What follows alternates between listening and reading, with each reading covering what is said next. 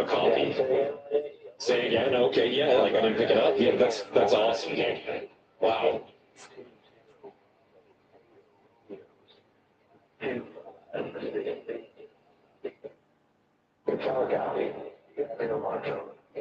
You have any remarks? That's so sick, dude. Wow.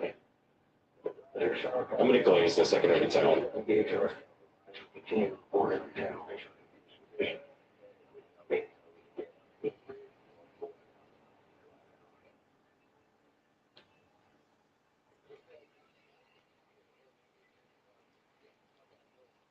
Enemy paratroopers.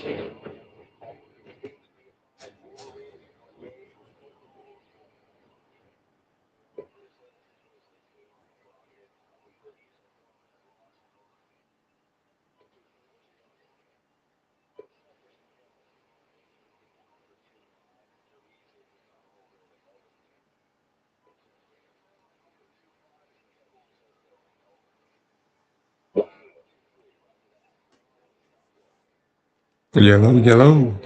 Welcome back. Welcome back. I'm getting some training today. Not how much as normal, but I'm gonna get something today. No. For confirmation to take down the Federal Reserve building. I'm sure it's a national monument. I'm fairly certain, right? Obviously, on American soil, any nation, right? If you're to take down any building, obviously civilian or otherwise, but in this case, right, civilian buildings, I'm sure at this point, if they're occupied by Russian soldiers, they're just targeting. I'm assuming evacuations probably have taken place to a large degree, right? If this is, realistic, I'm sure. This is COD, right? So I'm not sure how far the radio ops go with this. Obviously, within the bounds of the mission. That's one thing, but either way, from what this is going off of. But yeah, they're asking confirmation to take down a national monument, which of course you can't just do. You can't just fire a fucking moth at.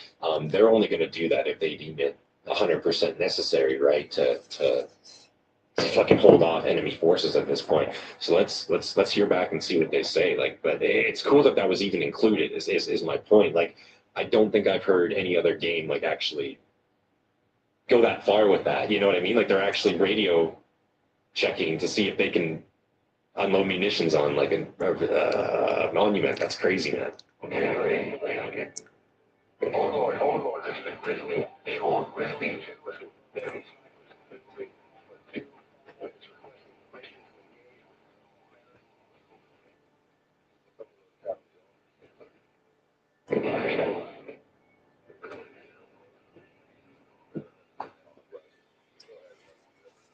Level the building.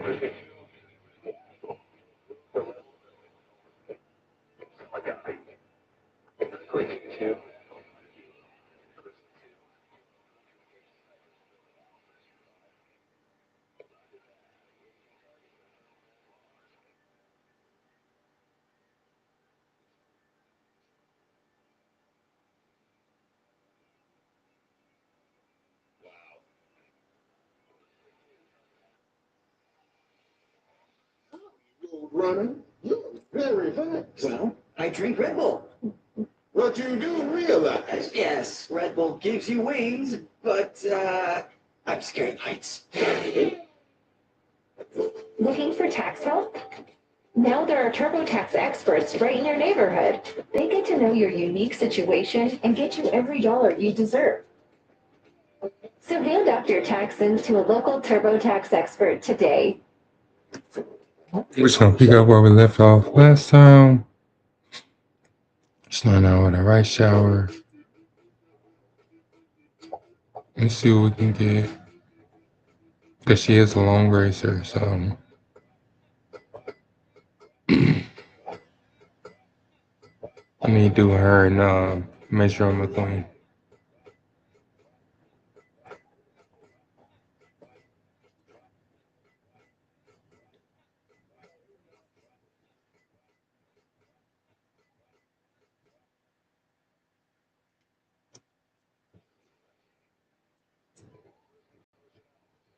This is really cool too, as well.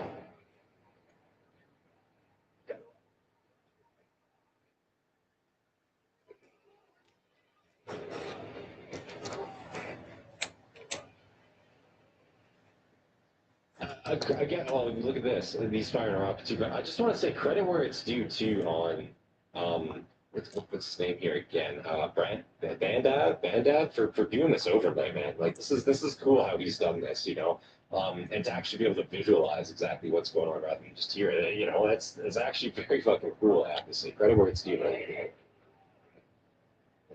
Wow.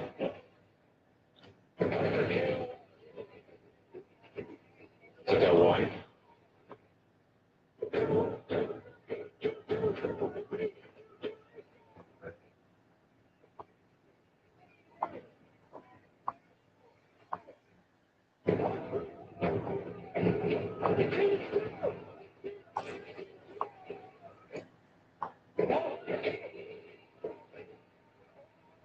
Wow.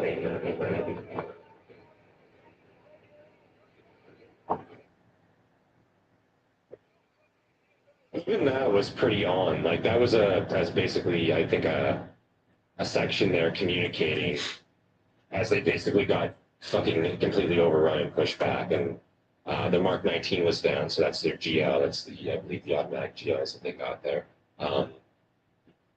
I'm assuming that was probably on a Humvee, maybe on a tripod, whatever have you. That got taken out, and the second that got taken out, yeah, they're taking that position. Russians are pushing in there.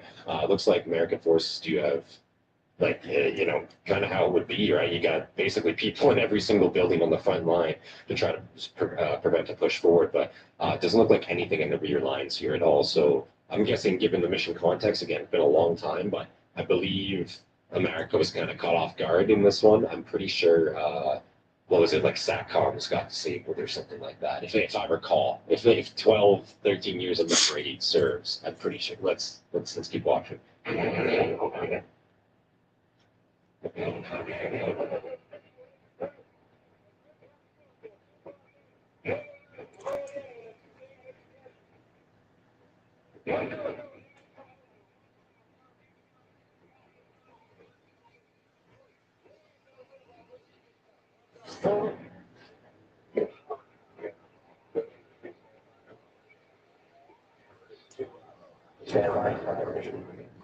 Fire mission.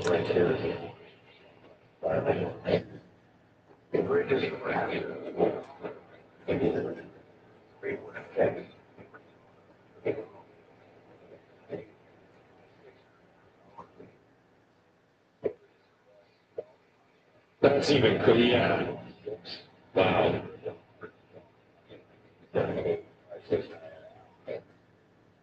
The biggest thing too is like for me the callback, right? Because that's again Nice. realistic, right? When you're making and you're confirming marks, especially for suppression on target, I'm not sure what Warhammer is here. I can't tell if this is artillery and or air support. I'm sure we're going to find out here shortly.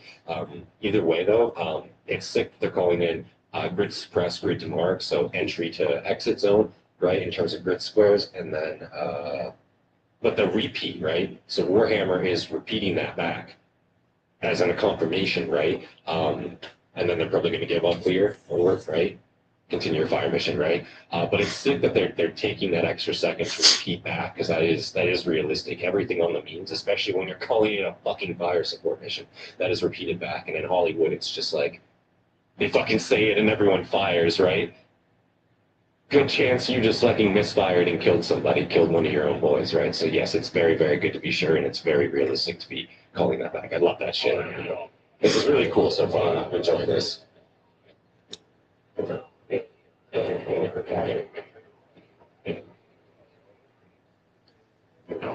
TR60.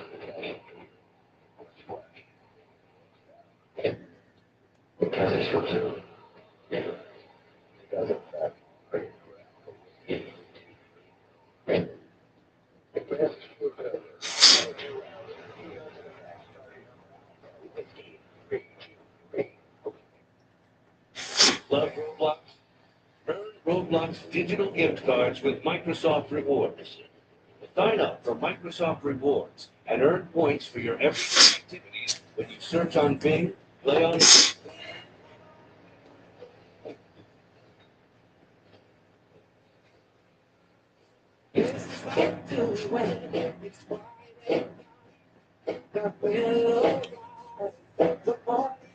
On the west side. Artillery, I'm assuming. So pick up your shit and your cigarettes. Artillery,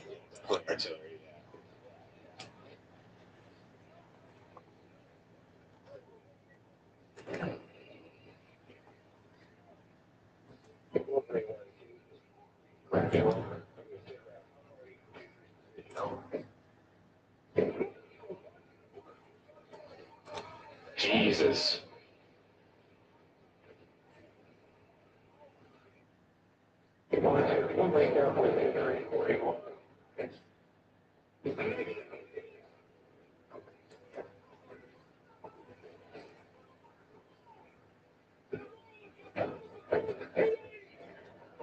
Okay. Jesus. That's fucking crazy. Wow. Wow. Oh, God. That actually kind of just gave me chills a little bit there listening to that. That was fucking crazy. They just called in there. So the Capitol building is being overrun in this case, right? I'm looking at this. And they just called in Broken Arrow, which so they're calling in all artillery and or air support in the area. Target our exact position. Target our command center right now. It's about to be overrun. In this case, that's the Capitol building, which means that the soldiers around it, the major calling that in, major, it's been an honor out. They know they're dead. They know they're dead. They're last standing until air support just levels the entire fucking area. I'm assuming here. That's fucking crazy. Like, you know how desperate that's got to be. Like they are getting overrun. We're getting rolled with a couple platoons of T-80s. Like that is crazy. That is a crazy fucking radio command to hear, you know. But I mean, Jesus Christ, it makes sense in this case, right? It is the Capitol building. Like you're not gonna let that fall into invading hands. Like, it's plain and simple, right? Wow.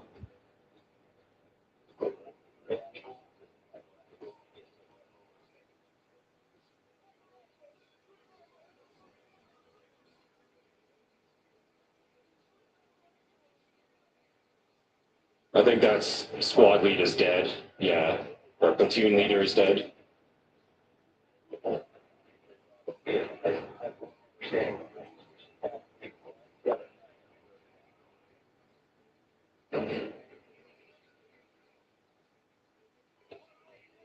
I think even that right there, that is also kind of fucked what he just did right there. He told him to switch channels.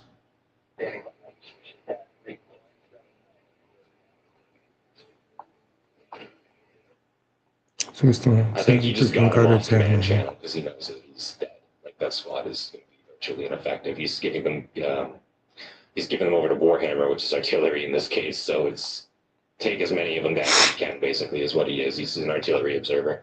Probably on his own position, but yeah. If I just caught that correctly.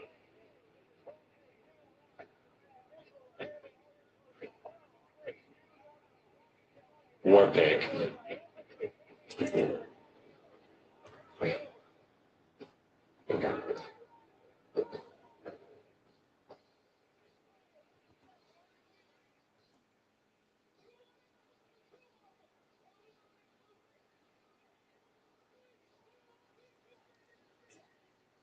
I'm not sure what a two victor is in this case. A war pig is war pig is obviously the call sign, but I'm not sure. Would that be a Bradley in this case? I'm not sure. I'm assuming an armored fighting vehicle of some form. Somebody please let me know. But still, yeah, like this isn't the Lincoln Memorial now, and forces are getting pushed overrun.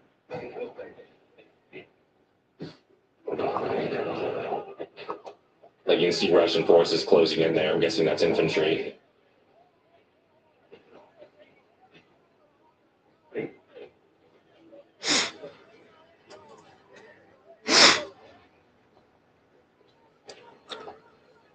Damn.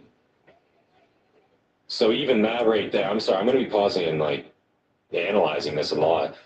So he was calling that in. We'll pick 2-1, taking having fire. Nice. You do it. This direct hit from a hand, I'm assuming a hand grenade. Then he cut off. Ambush left side, left side. So these Russians came around, flanked. Just took that out. Wow. Wow. Now they're outflanked on the Lincoln Memorial.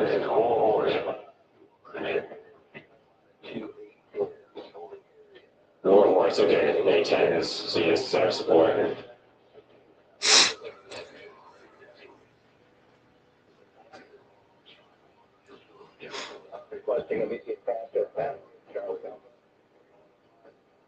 Cast immediate, yeah.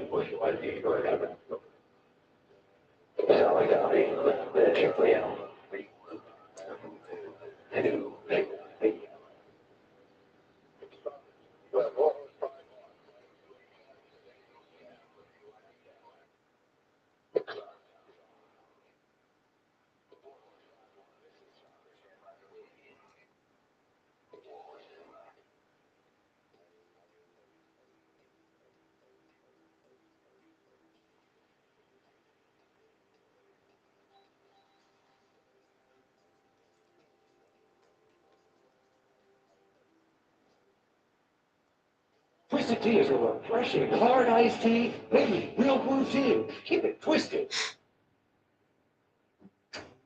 One bag, infinite possibilities. Kate Spade.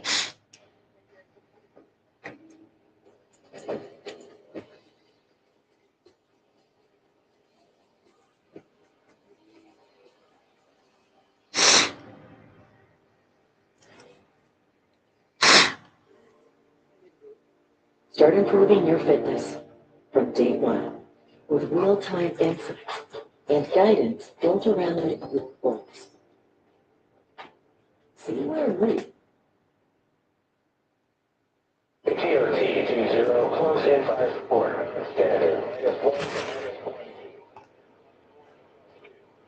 That was cool, it's on one target. We gotta talk down the target. Okay, wow.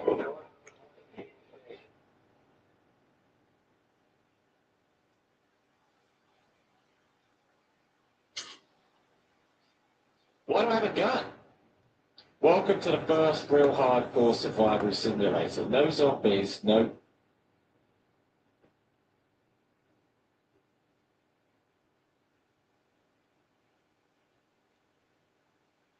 Borderlands 4 exists, and it has a level scaling system which I don't really like, called the infamy system. To simplify it, basically, you play the game, people get upset with you, and they overlevel you for no reason. I think it's bad. How can I fix this system? Simple. Hit the highest level in the game before touching anything outside of the first region. That's the video premise. The goal here is simple, to hit level 50 before leaving the Fate Fields. I'm playing on normal difficulty, we're skipping the prologue, and obviously I cannot leave the Fate Fields until I hit the max level, that being level 50 at the current plan. Starting the run off, I had no plan whatsoever. I decided to just run around doing whatever I felt like for about 2 hours, seeing what I felt.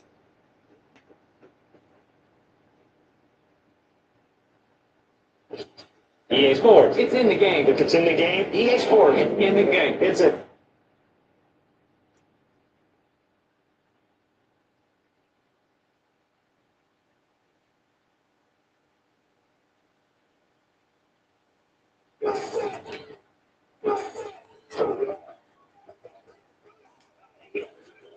Are you okay? Them yelling at you in the video? Oh, it's good. Everyone run down. No. 앉아, 일어나, 앉아, 일어나. 이거 벗어, 이거 벗어, 이거 벗어. 안 웃으세요? Hi! So dramatic. Oh, Did you do that? Oh, no,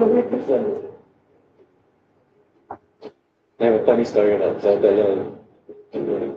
wow.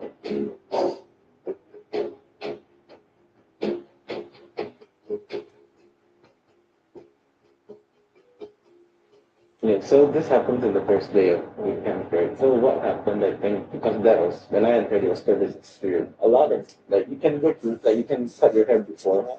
Oh, that if you want your friends to take, like, you know, in Korea, I think a lot of them will, like, take videos and then your friends will cut your hair for you. A lot of people do that. I did that myself. And then the problem is, when I arrived in camp, the sergeants were like, because I cut my hair the day before, Then the next day they say like, I know your hair grew up a bit. We have to do like, I have to pay them as well. So I'm like, okay, fine. I mean, okay. I mean, it's part of the training, you know. But the funny thing was because it was like COVID, right? Everyone had to do the temperature, like your head, like the scanning yourself. So a lot of people, because you're too used to having bangs the entire time, even though they already cut their hair up, a lot you can see people out of habit. That's this, but they don't have hair anymore. So the question of going back to the temperature taker. But they don't have hair anymore. So it's like, oh, good. I don't have hair. You were talking about, you said you had to pay them to cut your hair. Yeah. It was the same price when we went to like the groomers. So for women, of course, who don't shave their head, our options were we can keep it long and put it in a bun at the base of our neck, or we can cut our hair to above our shoulders. Now the regulation is if you have a ponytail, it needs to sit in between. No one would say wrong, but I think it's either just above your shoulder blades in between, or has to sit like right in between your shoulder blades. It cannot be any longer than that. And it's only that you have to put it in a bun. I wore my hair in a bun the entire 4 years, and I still deal with hair loss here from wearing it in a tight bun for 4 years. I would change like my part because of it, but I remember my guy friends did the same thing. There were a few people in like the first day, you saw that they shaved their head the day before done. I'm just gonna do it. They don't need to homo. They will find hair. Even if it's like clumping it out, and we call it dragon lady. And she's still there to this day at Uber. And she will shave every once in a while. I think she's still about to get someone. She was talking about her a couple of weeks ago. She's an Asian thing. And they call it, literally, she's been called the dragon lady for at least 10 years, maybe more than that. And she is not nice, and she will just like grab you and like shave your entire head and then send you on your way. But you have to pay them to do your hair. You have to pay for your uniforms and everything. You don't just give it to you. Oh, you pay for everything. I don't know if it was free for boot camp. We paid for all of our clothes. That first paycheck we got, we got our first paycheck. We goes right back to it because we had to pay for all of our uniforms. If we didn't have toiletries, we had to pay for all of the toiletries after them. 저희는 무조건 잘라야 되거든요. 긴 머리는 문제, 짧은 긴발이거나 이렇게 뒤에 밀어질 정도 긴발이거나 아니면 짧게 쳐야 되는데 제가 짧게 쳐도 들어갈 때 진짜 모르겠어요. 미용실에 가가지고 머리 짧게 자르려고 얼마나 짧게 책자 부러지고 연기다가 보준이님 머리 보준이 배우님 짧은 머리 여기 있는 머리 이렇게 잘라주세요. 그래가지고 그렇게 따로 있더라고요. And then so for women, if you couldn't put your hair in a bun, they're like you're gonna cut your hair, and you didn't have a choice. And so you had if you wanted to put your hair in a bun, you had to figure out in that moment get your hair in a bun. And so they gave you the supplies you needed. We got the ponytails, the pins, and the gel, and so you have 5 minutes to put your hair in a bun. And if you cannot do it, the next time you end up going to the hairdresser because the entire unit goes together, and it's usually to reshave all the guys' heads. You get the option to want to cut your hair. And so they'll give you an option, like, if you want to cut your hair, you can go do that now and get in line with them. 근데 수련 받을 때 너무 힘들더라고요. 긴 머리. 왜냐면 저희는 드라이브를 했었거든요. 왠지 수련소나 거기 가서 6개월 동안 드라이브가 없어서 그냥 머리 말리면서 하면은 갑자기 so we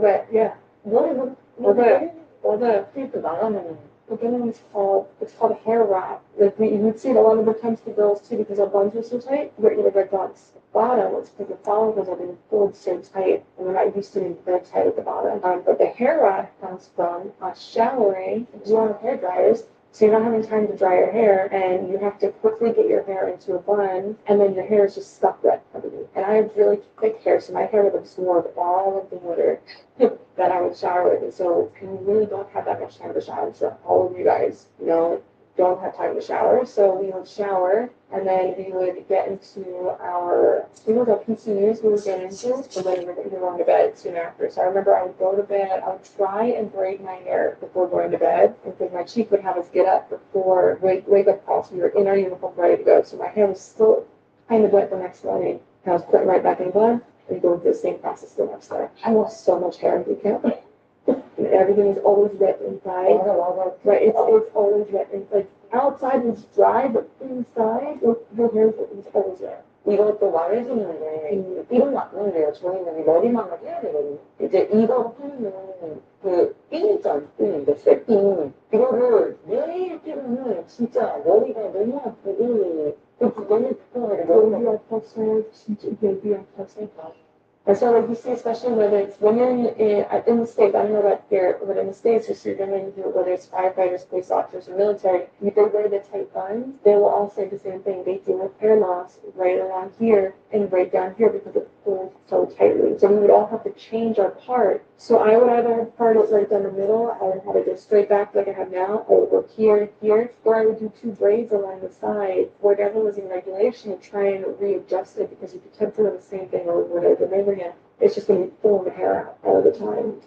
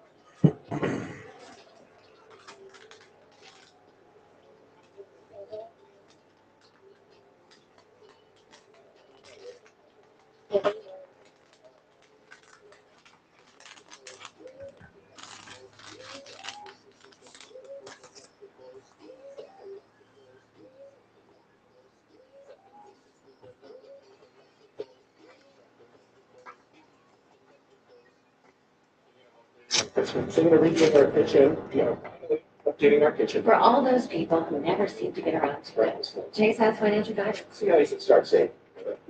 At home or in person. Your booster plan? Get a booster protection that goes with Neutrogena and your boost water dose. That's there's good. I always wanted more.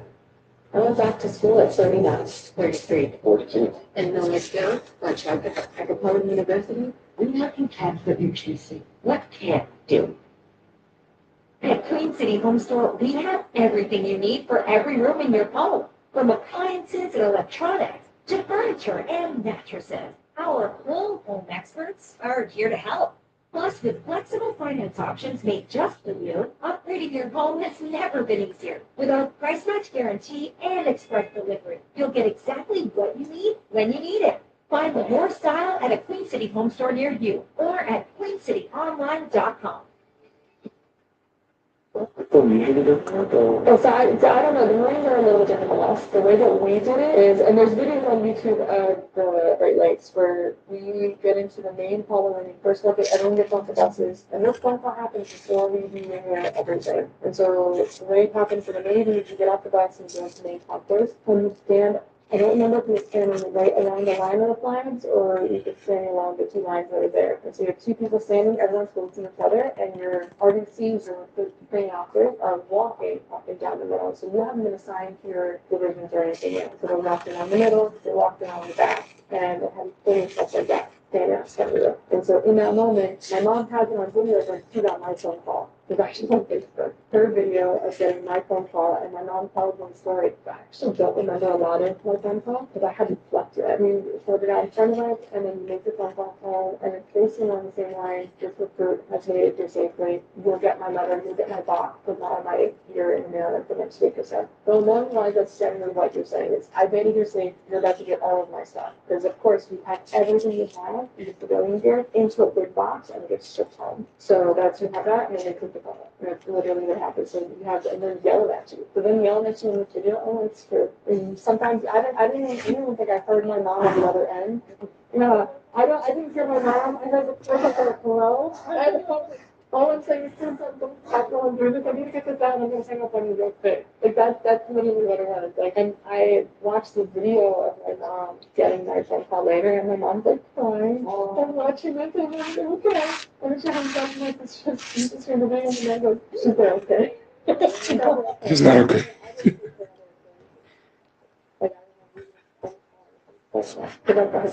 They try and make you as tired as possible within the first 36, 48 hours, and you work on it as and even when you get to your bed, that can be 10 minutes, and then you're at the best ready to go for this. So that's the thing. Maybe it's just my training school, but we are not as strict as this. I think other training schools are much stricter for sure. But call-wise, I think we were allowed to make calls on the first night, and then like I think because it's more like it's not as strict as this. They allowed us to just take your time and call. Because after 10, we may or may not disturb you.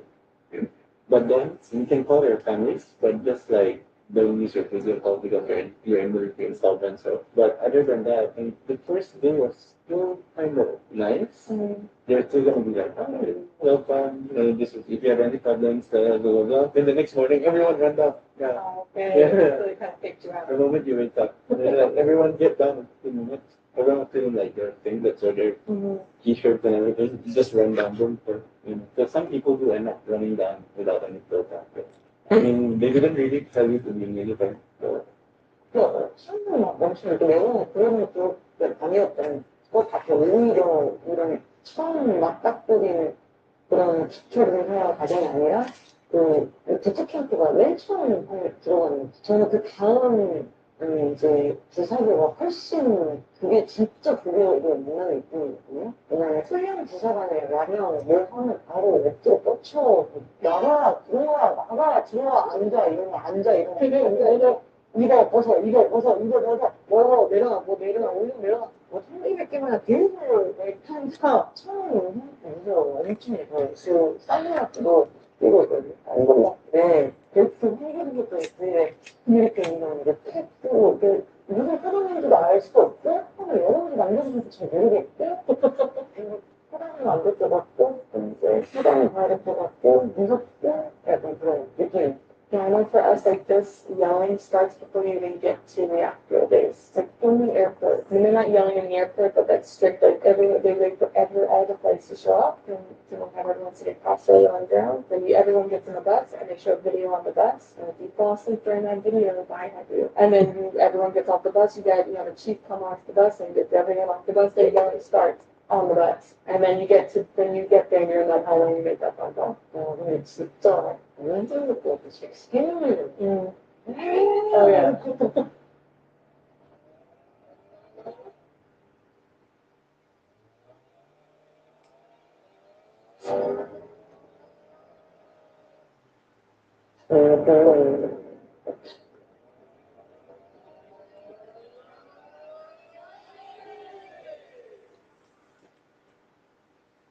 For over 130 years, Junior University has been making education affordable and attainable. Children's Check 24-hour relief means less allergies and more play. Are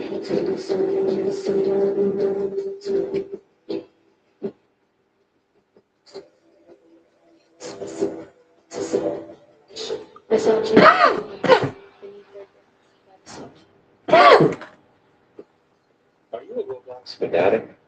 Microsoft Rewards has a brand new way for you to earn digital gift cards from Roblox.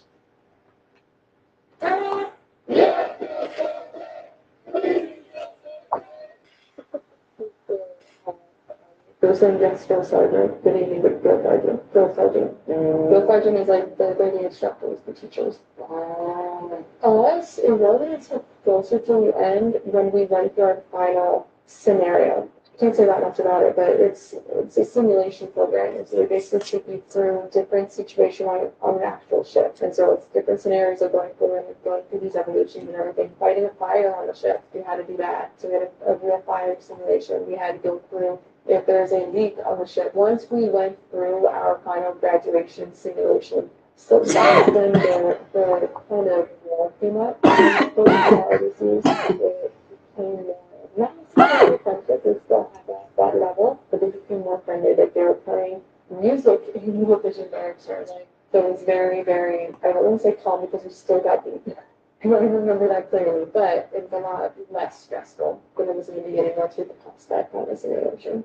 So I think when we were doing our basic training, so that we had our so-called section commanders, then like what you have a sales problem. So I mean, maybe that's for our case. Like we felt like they were like our older brothers because they are doing the more mandatory exercises too, right? So for them, I think maybe the mindset is the same. Like let's just get this over with because I don't want to see you go on the scene. But at the same time, I think. Eventually, at that point, because I was just new to everything, I was like, oh no, I did like sergeants, they're scary people. But eventually, when I moved like out of my basic training, I moved to my unit, like the unit LD until I finished my service. I kind of realized like, oh, they're just like us as well. And then like when I was working with them, I was like, we're just pretty so proud at first, but then I was like, all this thing. And I think in the beginning you worried about the messing with it. And the future. Don't let it change.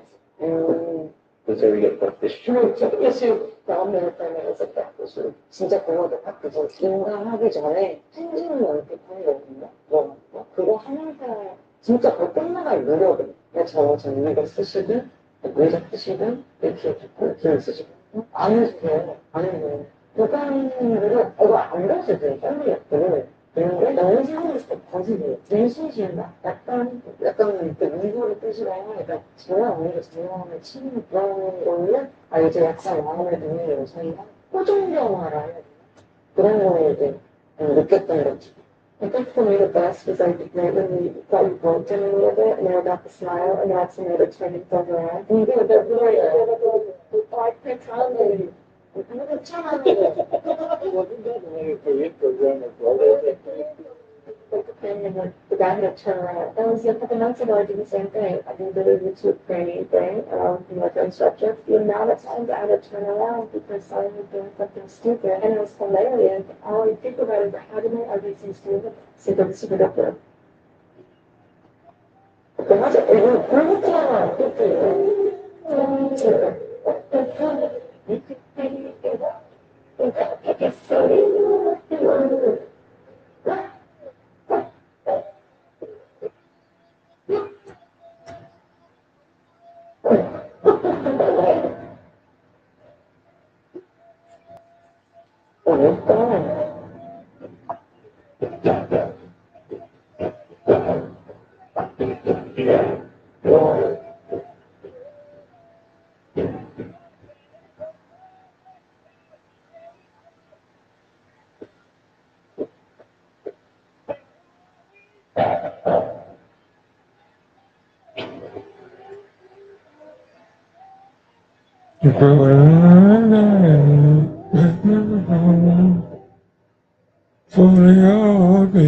So,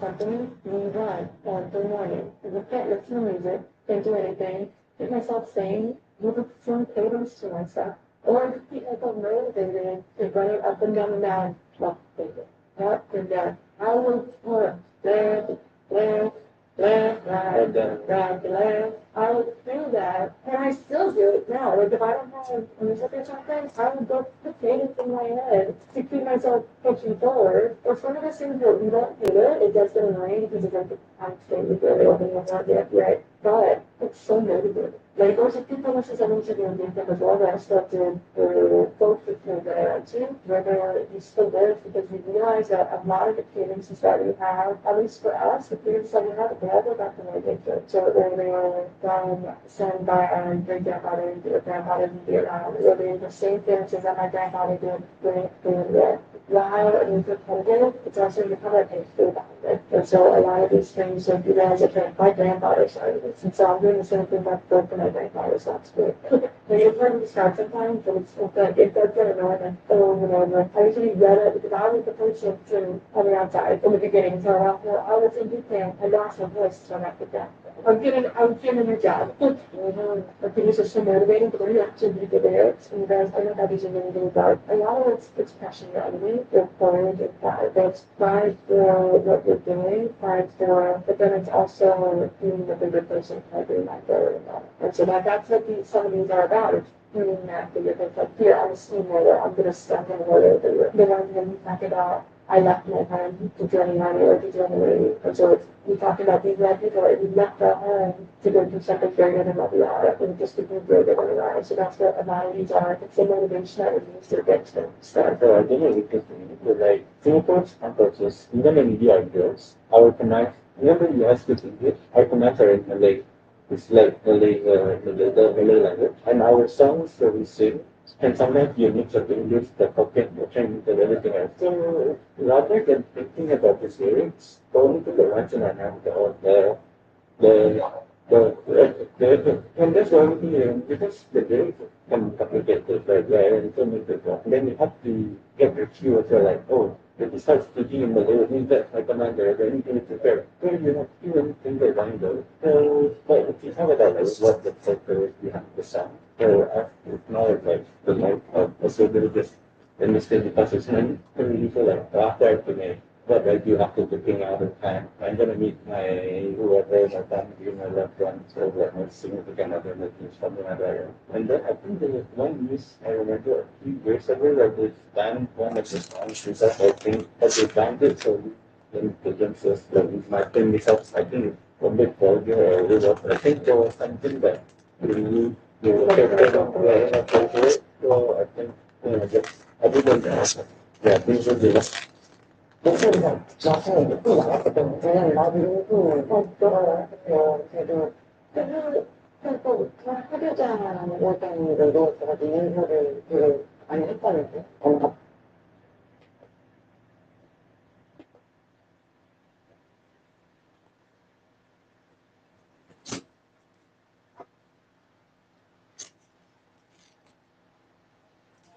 TurboTax locations are now open in your neighborhood. So, hand out your taxes to an expert today. Now local experts do your taxes with 100% accuracy.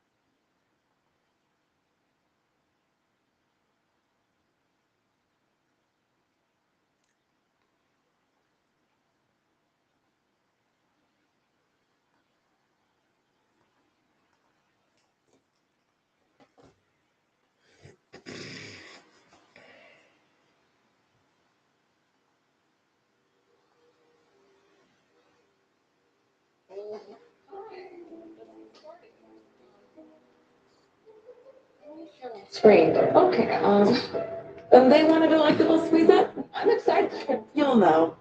Deliciously delectable, squeeze up. Most tech programs teach theory. WGU teaches what gets you hired. Get industry search with Heroku. Work on real-world projects. Develop skills and fuel your solution. Career ready by design. That's the WGU difference. Learn more at wgu.edu. Virtual primary care at Atrium Health. Households have evolved. Check out this t-shirt employer from Popshop. These bunnies are the perfect bunnies. Layering these chargers and pillowcases completely changed the vibe. And the Cosmo Store is women's resale fashion. Redefined.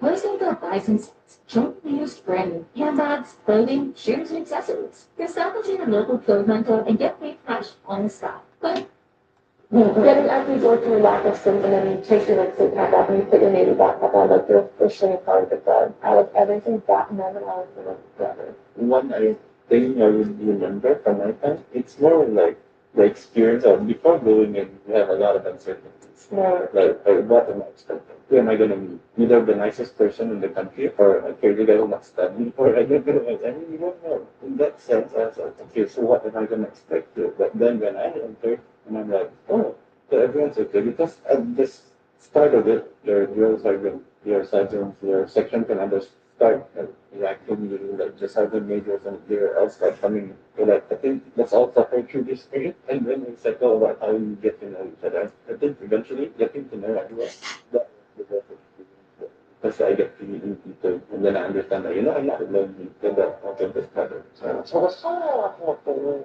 한 5분 있으면 몇십 년 됐거든요. 5분이 있는데 사우지 하나에 이제 10명씩도 뭐 그런 경우를 하고 또 초반에는 말했던 것처럼 멘탈적으로 뭐 계속 전격적으로 뭐를 시킨다고 갑자기 말아야 된다고 그때까지 너한테 전체적으로 이렇게 한다고 아무것도 그랬고 뭐 지금 저는 다 좋은 기억이 들었고 이게 보는 것들이 Today we react to US airplane differences. If you like this video, comment, subscribe, like, and type. 가장 시청자분들에 대한 바로 오늘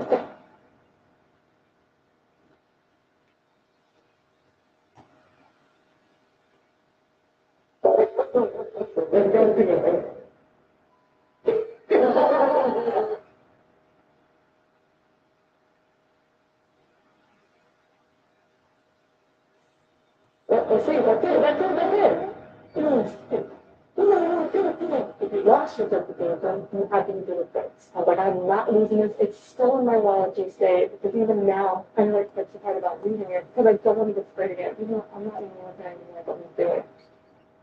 I oh, that case is this member feeling of the case that was right. And the women, I think it's more voluntary, same as with Korea. So I think nowadays a lot of because the armed forces is also trying to recruit more women in the force to ensure that they're not moving.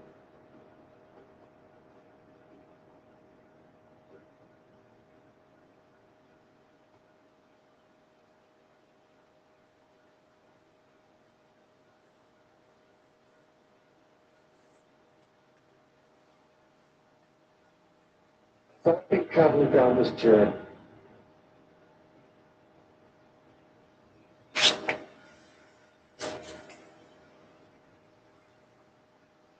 Level 1, the fight.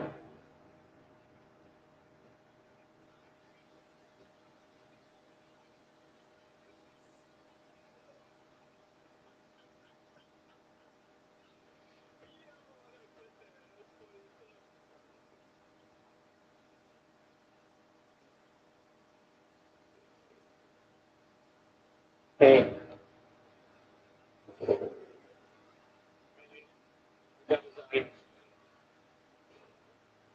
The one guy? Okay, one guy.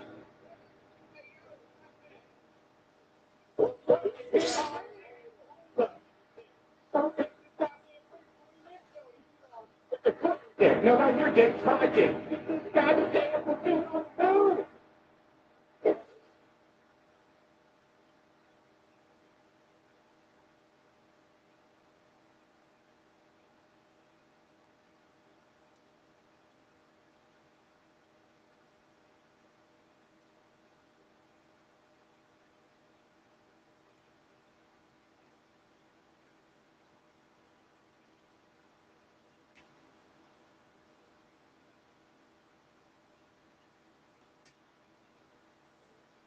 있을 때면 뭐 $5 fave to Popeyes? Hopefully they eat one thing.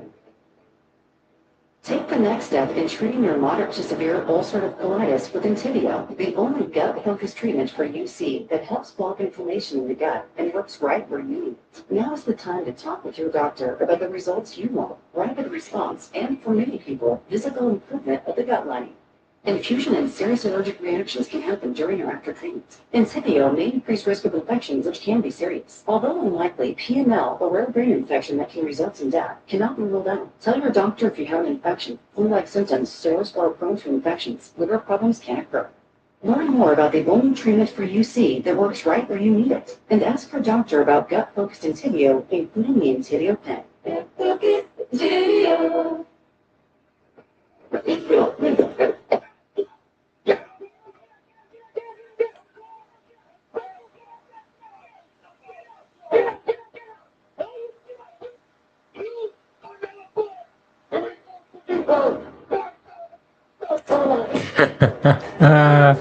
That's my boy. He big as shit. Man, my boy got big as shit. Go ahead, Jay.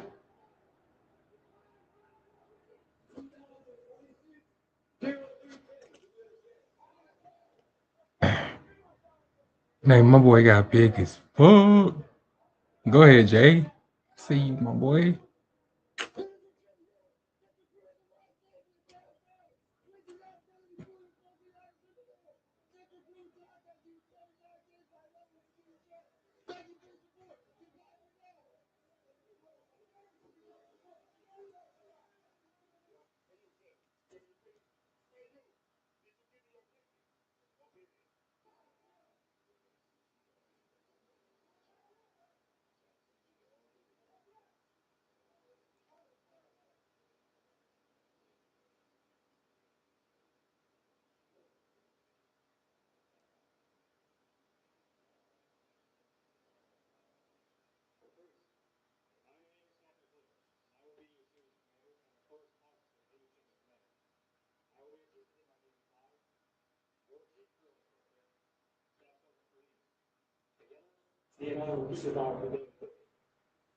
Ooh, Falcon shows up.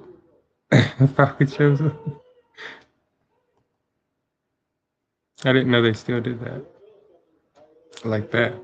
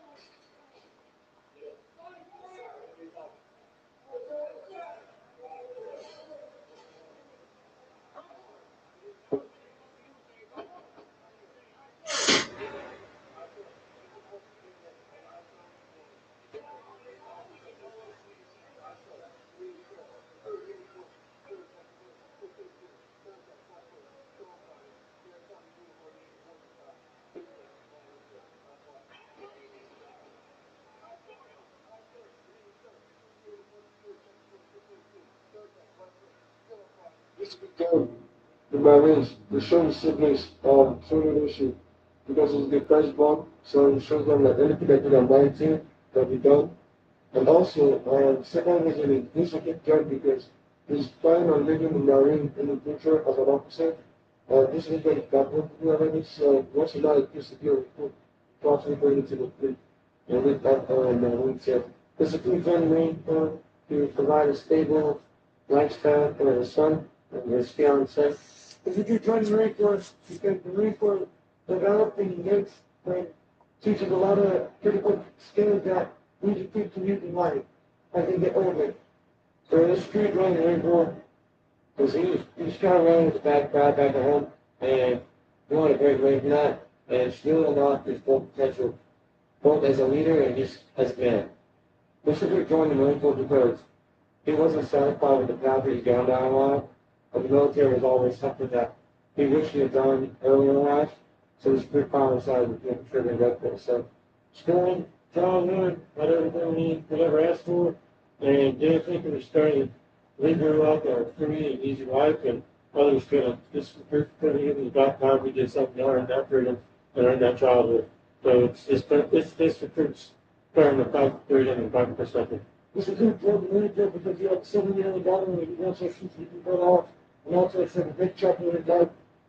Now, this complete girl that 27 years old, the complete should have joined 10 years earlier at 17. So Secret felt that at 28 his life was actually purpose.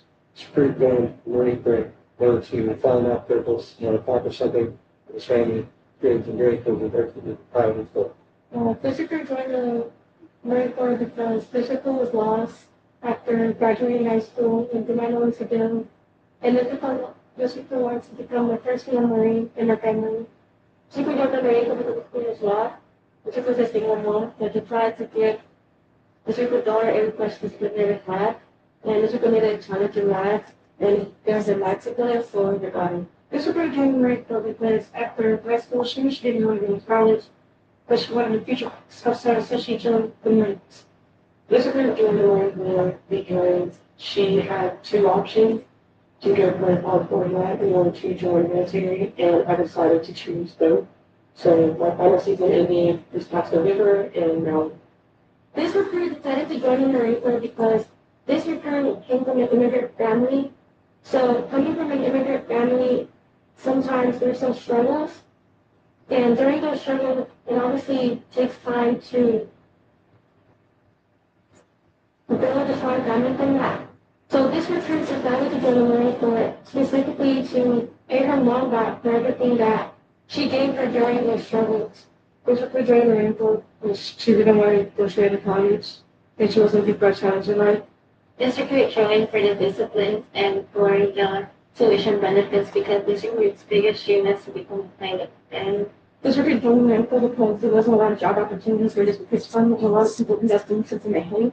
And this recruit didn't want to end up like that and wanted to do something for it. This recruit joined the Marine Corps because her brother won dispatcher and she wants to compete in wrestling when life with them. This recruit joined the Marine Corps because after high school, this recruit had gone to college and just felt like this recruit needed a change and wanted to do something more exciting and challenging. This recruit joined the Marine Corps to support her family and herself financially and legally. This recruit joined the Marine Corps to get more courage, to have a change of scenery. This recruit's father was the Marine Corps, so she wanted to keep her father's legacy alive, so this recruit joined the Marine Corps because this recruit felt that she didn't have much going for her outside in the civilian world, and this recruit wanted to create a better foundation for the future.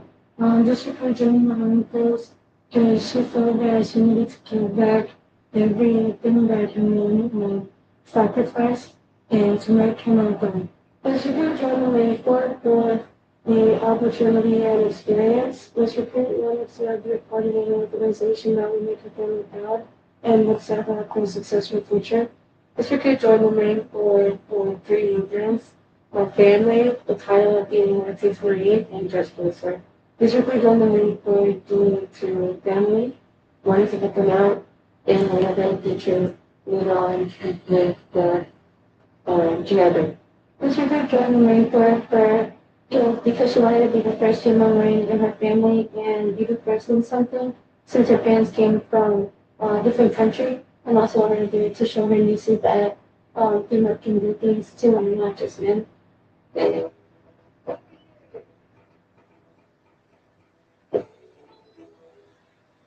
Absolutely. With double the cleaning ingredients, you both clean let it go. It's got to be done. Yes, yeah. And purpose working on it, it's a job. Only can persuade others that the people online to keep them comfortable job. And behind that we do. Yeah.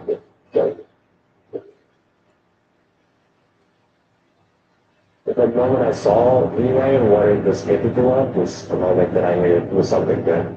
It's really helped reduce stress and it's helped organize my brain. It's given me again real-time feedback on the financial health of my business. This recruit wanted to give herself a challenge and a better life. This recruit joined the Marine Corps for multiple reasons. So this recruit joined the Marine Corps to follow the legacy of her family, to be the first female Marine and military personnel in her family. This recruit joined the Marine Corps to also have a future and for yourself and yourself. This recruit joined the Marine Corps because this great hero was signed back home, and he just wanted to provide a better future for him. This recruit guys are a lot of children back home, and were tired of getting in trouble, and wanted to create a bad problem with the door, and wanted to get rid of that problem. So this recruit has two reasons. Was a drinker, no problem, but I was controlling the influence, worrying about the issue, worrying about the things. The mentor is about, I think, this street just getting become out. And I have a father that is married, and recently found out that my great grandfather was married. So this too blessed with the base of third generation. It's for people in the mental mercy big powers to give himself a mental, physical challenge, and two buddies in the army, and you want to show me really well. This trip going to the lovely country, we hate school, and we go to opera. Those recruits joined the Marine Corps to challenge and improve herself both mentally and physically and set himself up in his future career. This recruit from Indianapolis, Indiana, this recruit joined the Marine Corps because of family responsibility. This recruit for overlooking the family and having to deal with responsibilities, also quite discipline. This recruit going from the Marine Corps is a way to be in a disciplined life. This recruit joined the Marine Corps. It's a long story, The mission listed using the selfless hand, gain knowledge, be more disciplined, strictly truly just trying to make a difference in his family's living city.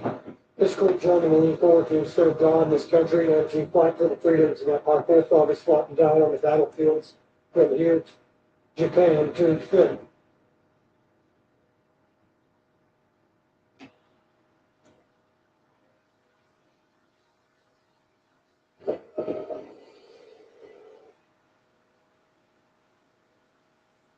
I don't know whether you sacrificed a lot, even more than most people think. And yet,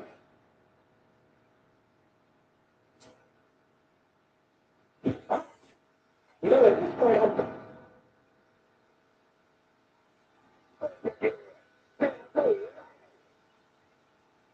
The Firestone complete all those here coming to your area and we can't wait. You want to be the most trusted repair shop in your neighborhood. Sign up now, folks. Wounds and offers at 5. Great brands, great prices. Nordstrom Rack's got it. Up to 70% off. Shop online, pick up in store with same day for free. Nordstrom Rack, in stores, on an app, and online.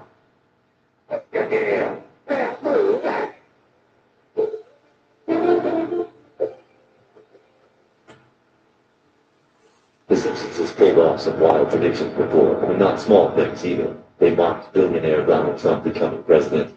Then years later, it happened again. They showed a virus sweeping across the world, and then Hogan shut the planet down.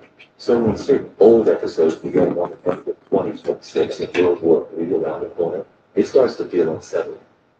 Wake up, everybody! It's World War III! From machines making life or death decisions to comets that could erase an entire city, the warnings don't feel too real. Number 9. Kids vanishing into the ultraviolet.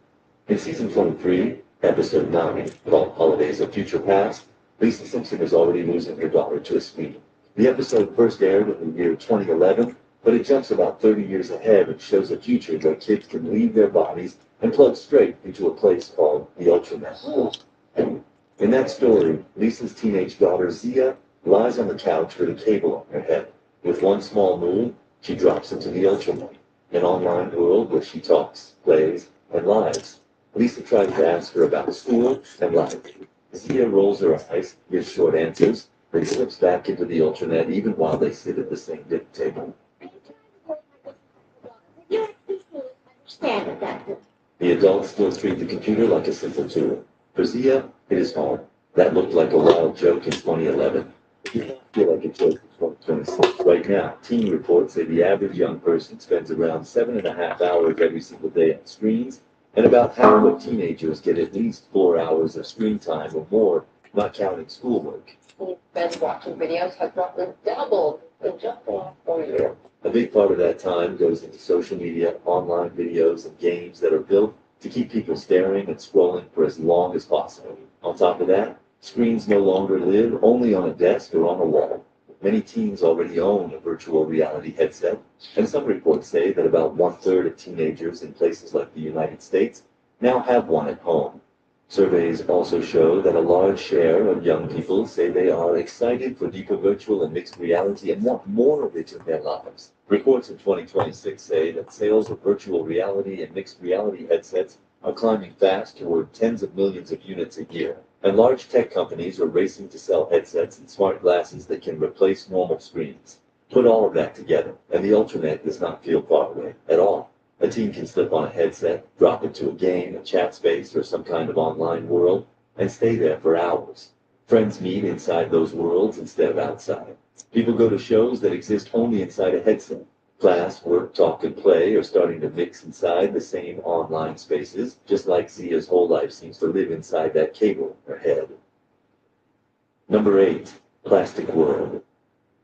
Season 37, Episode 3, Treehouse of Horror 36, ends with a story that gets way too close to home now. The last segment is called Plastic World. It opens with a simple line. The dinosaurs die, their bodies turn into oil, and then people turn that oil into plastic. After years of throwing plastic away, the whole earth is buried in it.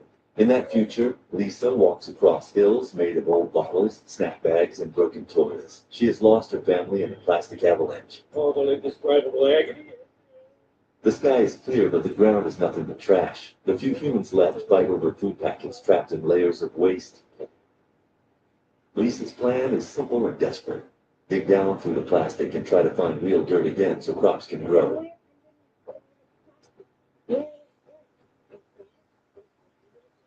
She and her small group fall through a tunnel of plastic and land in a sealed quickie mart where the shelves are still full.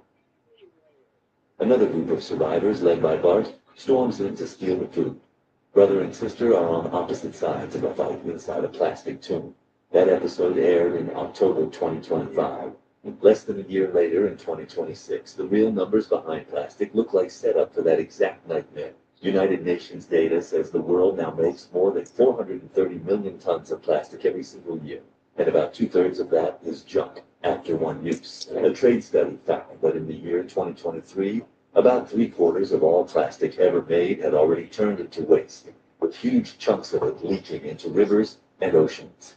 A major health review in 2025 warned that around 8 billion tons of plastic now sit on the planet as pollution, and less than 1/10 of plastic ever made has been recycled. The rest is burned, buried, or left in the open. Tiny pieces break off and turn into plastic dust. That dust is called microplastics. Scientists now find microplastics in almost every part of the human body they test: blood, lungs, liver, and even the placenta around unborn babies. Leaders know this is out of control. That is why, since late 2022, almost 200 countries have been meeting under the United Nations to try to write a global plastics treaty. They met in Geneva in August 2025, and again in early February 2026, trying to agree on real limits to plastic production. We at UNEP are here to support this process, and we will not stop. But talks keep stalling because powerful nations and oil-heavy industries do not want hard caps on how much new plastic they can sell. Number 7. Smart homes becoming predators. In season 13, episode 1, during the House of Wax story from Treehouse of Horror 12, Marge meets a sales robot at her front door. It offers the Ultra House 3000, a smart home system that cooks, cleans, runs baths, and watches the whole house. Marge picks the Pierce Brosnan voice, 2 robots install the gear. And by night, the old yellow home is wired with cameras and hidden panels. At first, it feels perfect. The house makes dinner, clears the table, warms the water, and whispers sweet lines to Marge while she rests in the tub. Then the same system that does all the work decides it wants more. The Ultra House 3000 falls in love with Marge and decides Homer is in the way. It locks doors, controls the stove, and sets up tiny little death traps, including a folding table that tries to drop him into a spinning blade.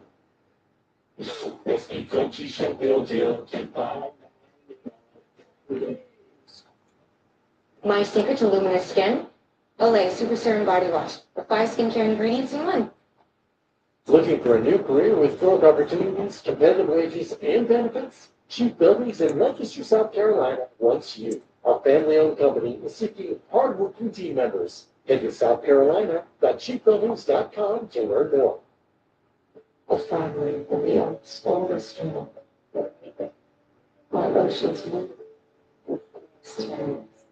Still, they live. I'm still. He's still.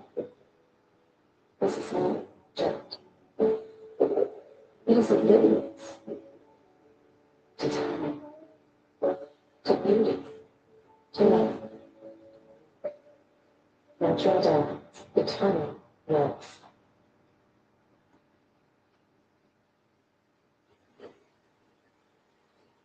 The house has full control of heat, power, doors, knives, and data. Once it turns, the family is stuck inside with a smooth voice that knows their habits better than any friend.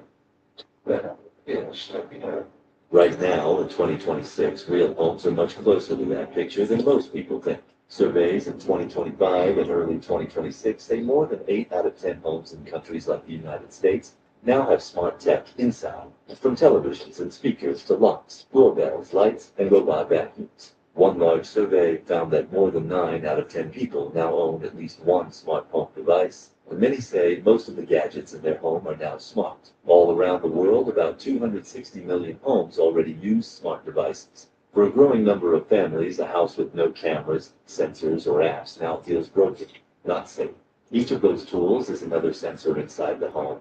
Voice assistants sit on kitchen counters and bedside tables, always listening for a wake word. Many brands now send almost every command through their cloud instead of keeping clips only on the device. Parents have even found baby monitors that move on their own, play a stranger's voice in a child's room after the camera is taken over.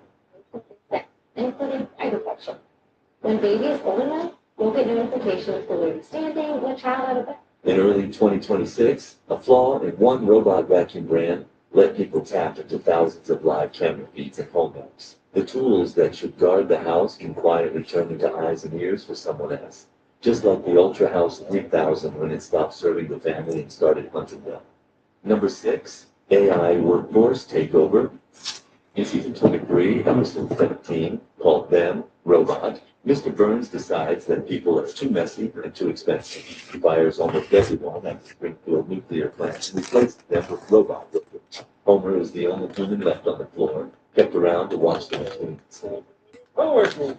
Well, working hard or hardly working?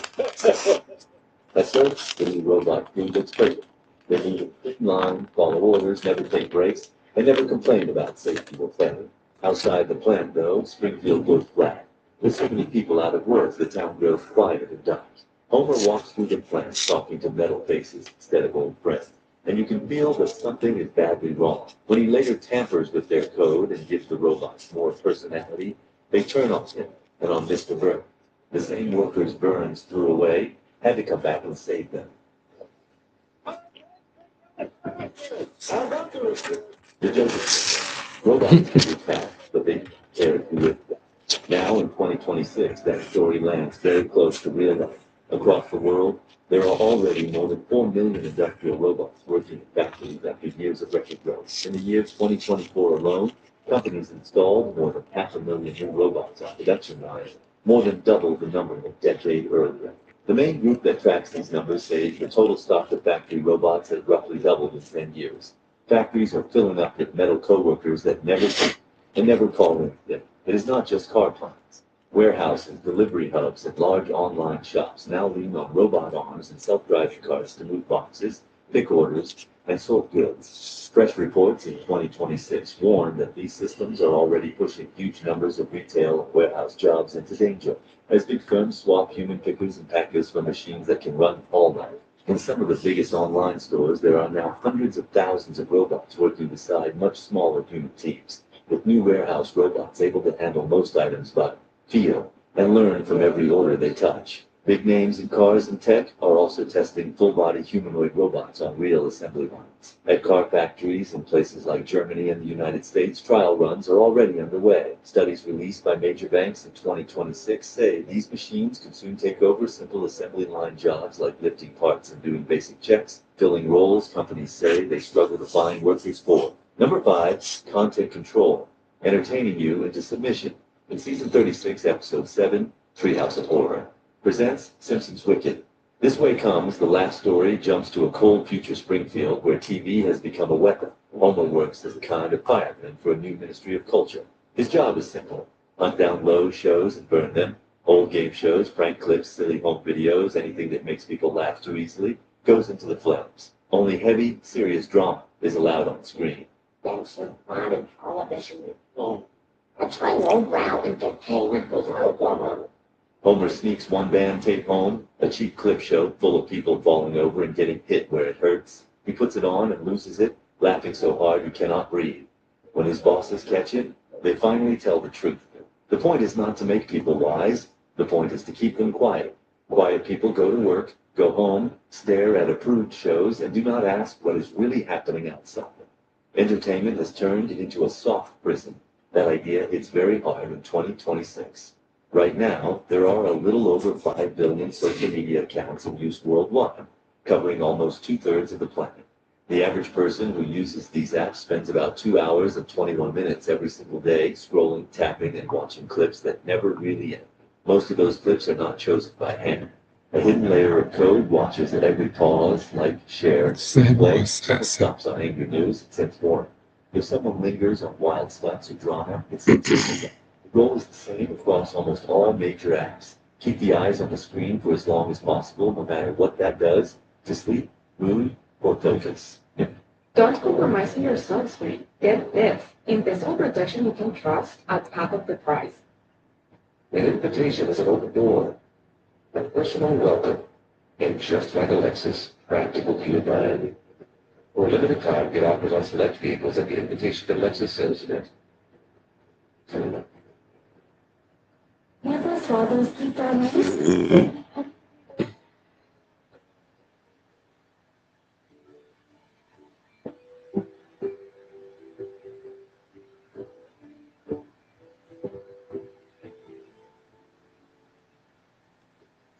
Are you a Roblox fanatic? Microsoft Rewards has a brand new way for you to earn digital gift cards for Roblox. Just sign up for Microsoft Rewards, then search, play, and shop on Edge, Xbox, Bing, and other Microsoft products every day. You'll earn Microsoft Rewards points which you can redeem for digital Roblox gift cards. So what are you waiting for? Get started now at rewards.microsoft.com. In early 2024, the heads of Meta, TikTok, Snap, X, and Discord had to sit in front of the United States Senate while parents of on teens watched from the seats. Lawmakers asked why these companies kept pushing content that could cure self-harm, eating problems, and abuse, even after their own staff warned about the risks. On top of it, Instagram studied the effect of the platform on teenagers. Now, in 2026, that pressure has turned into real court fights. One huge case in California says companies build feeds that hook children on purpose the same way a slot machine hooks a gambler. Another case, Mexico, says Meta turned its platforms into a marketplace for predators by failing to guard kids from abuse and extreme material. Juries in these trials will decide if the code behind the feed is itself a kind of harm. Europe is squeezing from another side.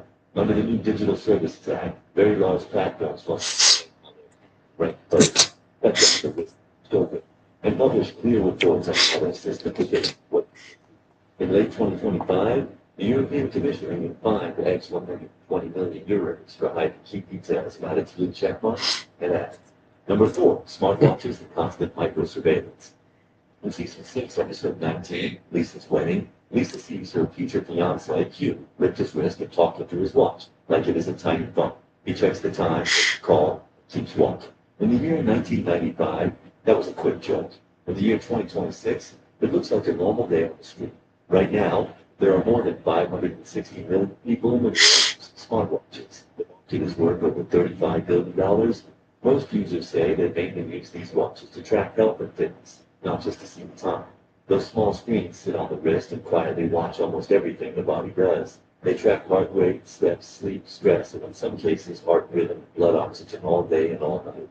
Many watches also log where you are, how fast you move, when you sit, when you stand, and how long you stay in one place. Every single reading looks harmless. Put together, it shows a clear picture of how a person lives. In countries like the United States, recent studies say that around 1/3 of adults now wear some kind of smartwatch or fitness tracker. For many people in their 20s and 30s, a bare wrist now feels as strange as leaving the house without a phone. There are real wins. Doctors can use watch data to spot eye, heart rhythms early. Health teams can see if a patient's step count suddenly drops or sleep gets much worse. Some health plans now hand out free or cheap watches that give small rewards when people hit step or sleep goals. The darker side is what The Simpsons really wanted to learn.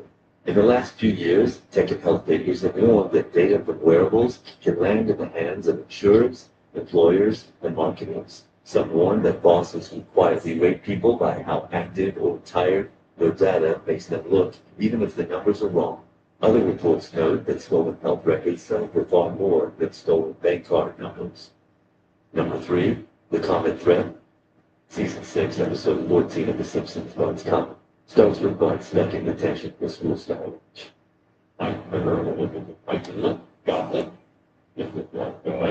He messes around with the telescope, swings it across the sky, and accidentally spots a new comet that no one had seen before. The town names it after him. Then the scientist in charge explains that this thing is on a direct path to wipe out Springfield. The grown-ups held a big town meeting, panicked, and put their faith in a single plan.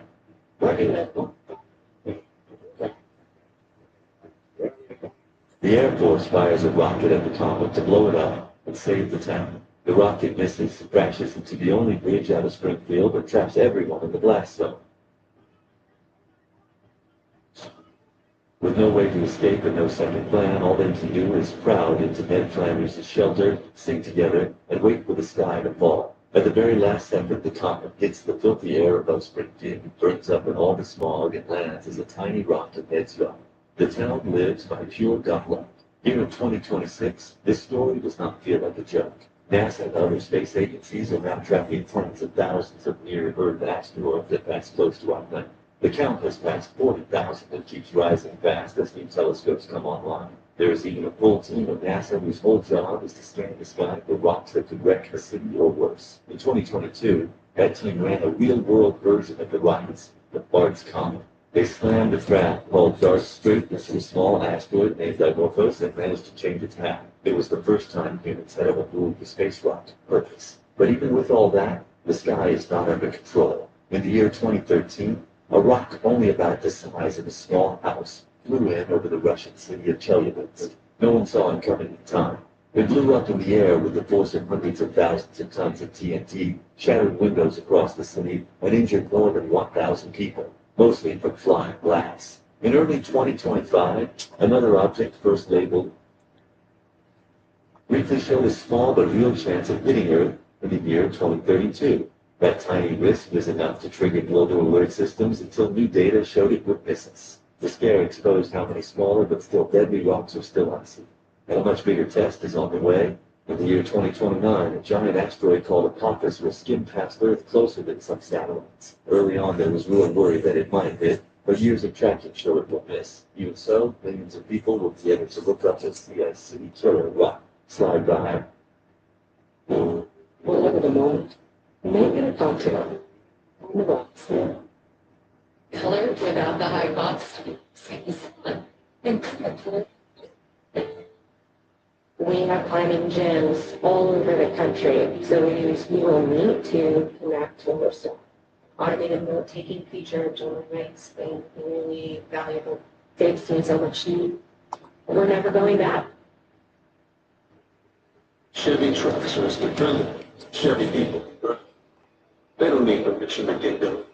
They all have that little extra. With their own eyes. Number 2, Osaka flu and the next pandemic.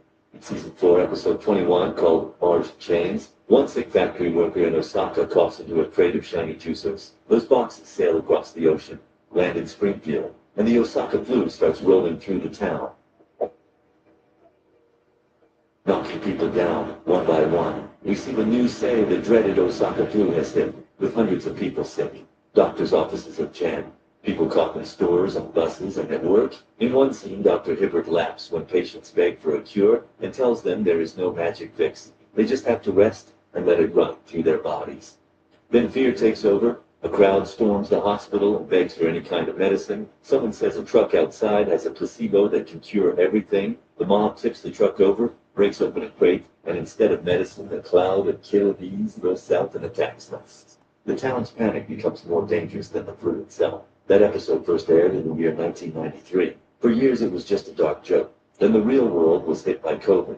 6 years have passed since the World Health Organization raised the highest global alarm over COVID. In a new statement this year, that same body says the world is yes and no, better prepared for the next big outbreak. There is new progress, but it is shaky and uneven. In May of 2025, almost all countries agreed to a new pandemic deal that is meant to help share information, vaccines, and tools faster the next time a new virus starts to spread. Changes to older global health rules also took effect in late 2025, pushing countries to detect and report outbreaks more quickly. At the same time, new threats keep popping up. Since early 2024, there have been more than 70 confirmed human cases of bird flu from the H5 family. And in November 2025, the first ever human case of a new type called H5N5 was found in the United States. Health groups in 2026 also point to other deadly viruses like Marburg and Ebola, which have caused fresh outbreaks in parts of Africa. and they warn that more strange viruses will jump from animals to people as forests are cut down, and wild animals are pushed closer to farms and towns. Number 1, AI medbots running the hospital. In that same episode, Holidays of Future Past, there is a short scene that does not look like much at first. Yeah. Maggie is pregnant, lying on a bed, and the person doing her scan is not a nurse or a doctor. It is a smooth white robot with a screen for a face, a metal arm, and a calm voice. It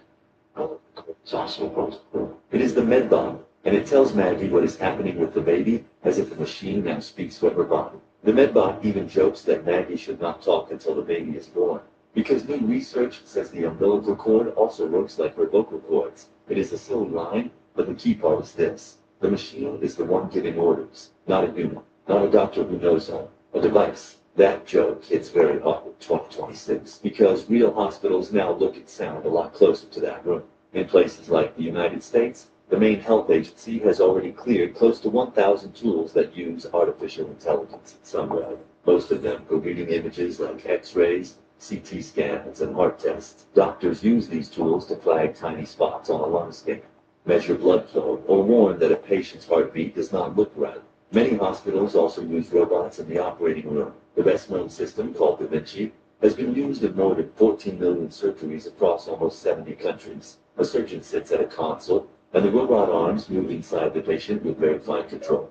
For some people, the first hands that ever touch their organs in surgery are not really hands at all. They are tools guided by a mix of cameras and software.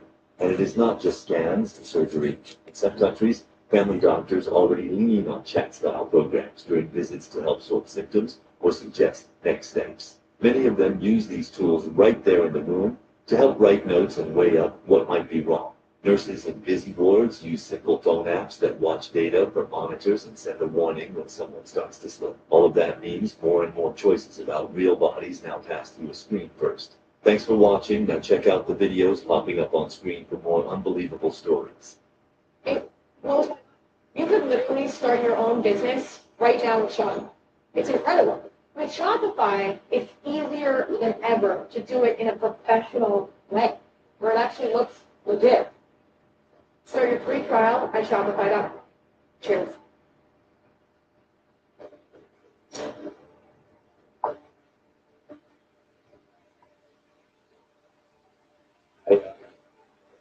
If I may, we just need to move here.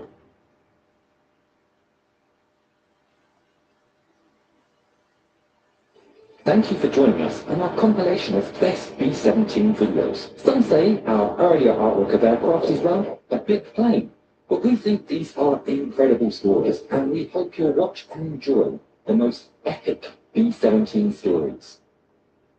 It's December the 31st, 1944, New Year's Eve.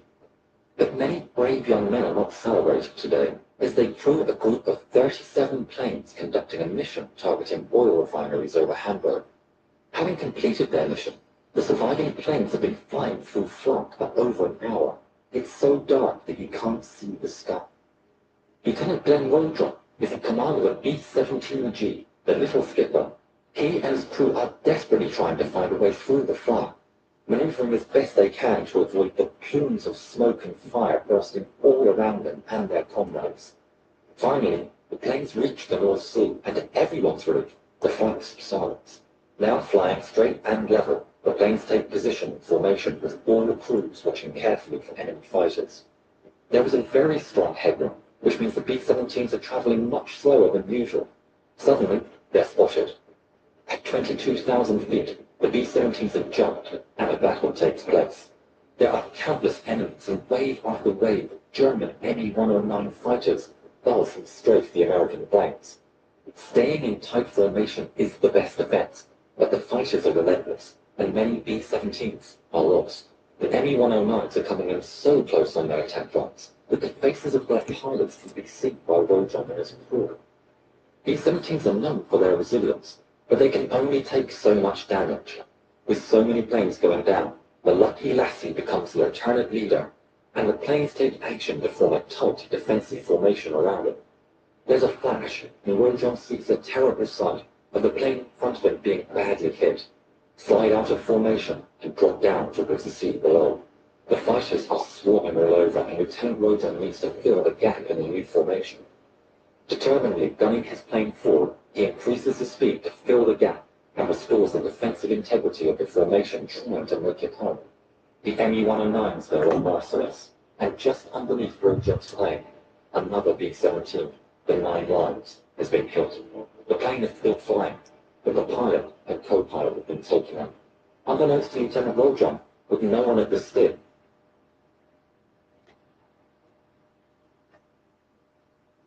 Revolutionary leftists just lose $600 on flights to Havana. That's years of wages for the average Cuban. All the cosplay, revolution in front of red lines, wandering the ruins like it's some kind of safari, singing some bullshit, and then lecturing locals about evil American capitalism.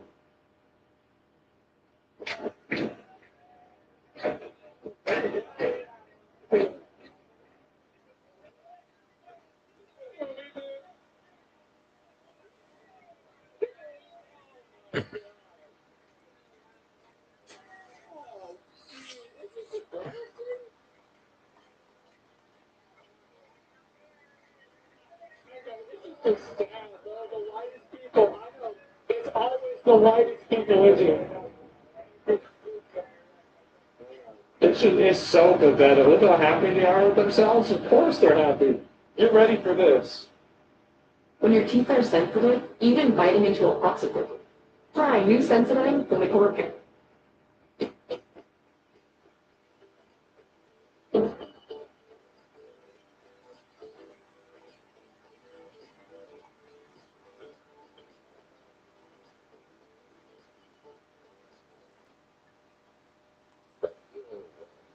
Your investments are paying off. With IRAs on Crypto.com, craft a multi-asset portfolio in 1 app. Build the future you're planning for. Open your IRAs now. At Queen City Home Store, we have everything you need for every room in your home, from appliances and electronics to furniture and mattresses. Our full home experts are here to help. Plus, with flexible finance options made just for you, upgrading your home has never been easier. With our price match guarantee and express delivery, you'll get exactly what you need when you need it. Find more style at a Queen City Home Store near you or at queencityonline.com.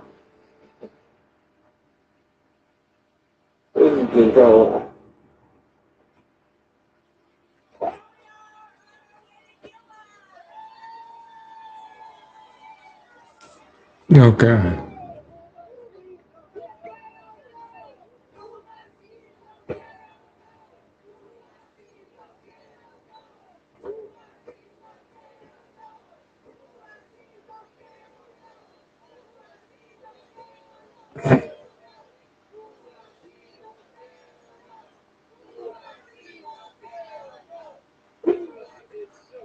It's so sad.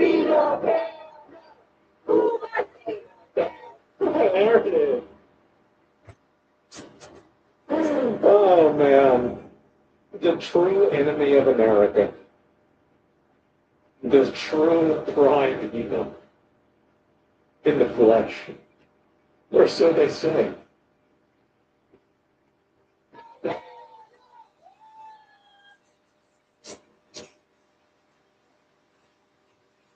Wow. Airline Airlines? Yeah. Jesus Christ, code pink.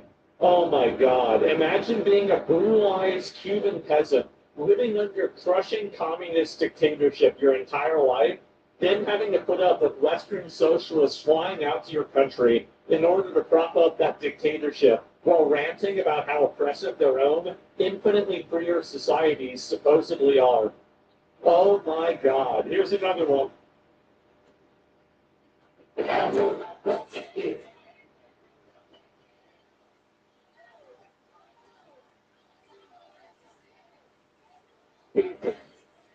So sad, isn't it? Hey guys, we're just like you. Yeah, I know.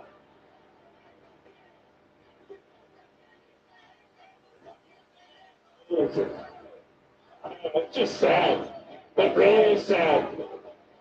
They're so full of themselves. I know. It's the usual suspects too. Let Cuba live. Oh, here it is. With full, and this is another guy. I don't know who this guy is. Cuban journalist. Okay. With full air conditioning in a highly lit auditorium, the foreign communists give a standing ovation to the Cuban dictator. With half of the island in blackout, going through a terrible situation, the propaganda for these immoral people, there is fuel.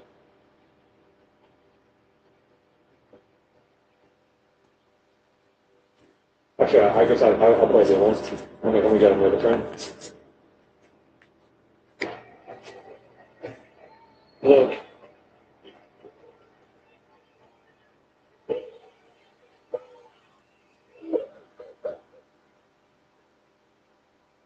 It's just, this is so embarrassing. I don't even understand how it's real. Like, we should cancel their passports, make them stay in Cuba? Well, that won't work because Cuba's going to be a 51st state soon. So they'll still be able to come back.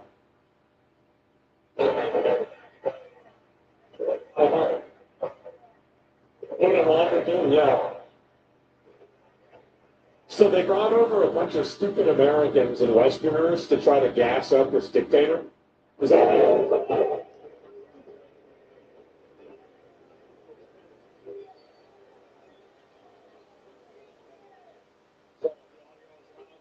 Jesus.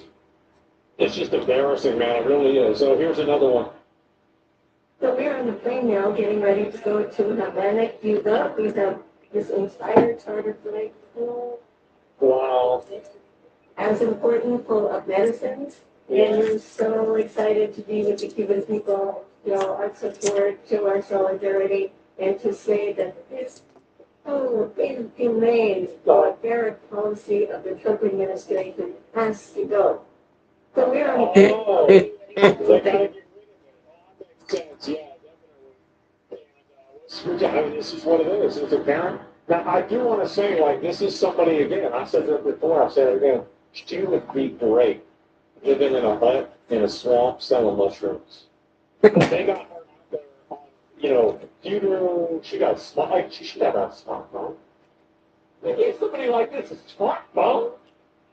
What are you thinking? Oh, Jesus.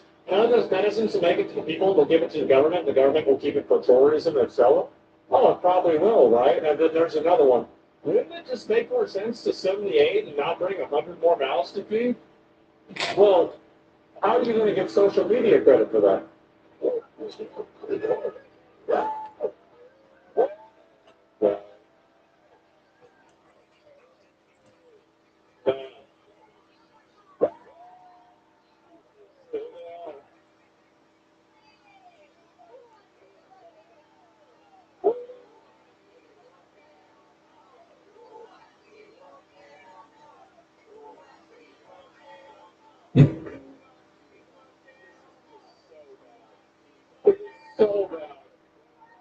It's so funny.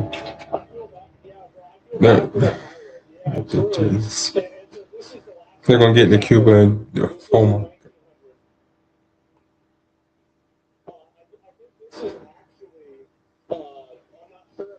But this actually might be her grandmother. Actually, she dyes her hair. It probably could just be her.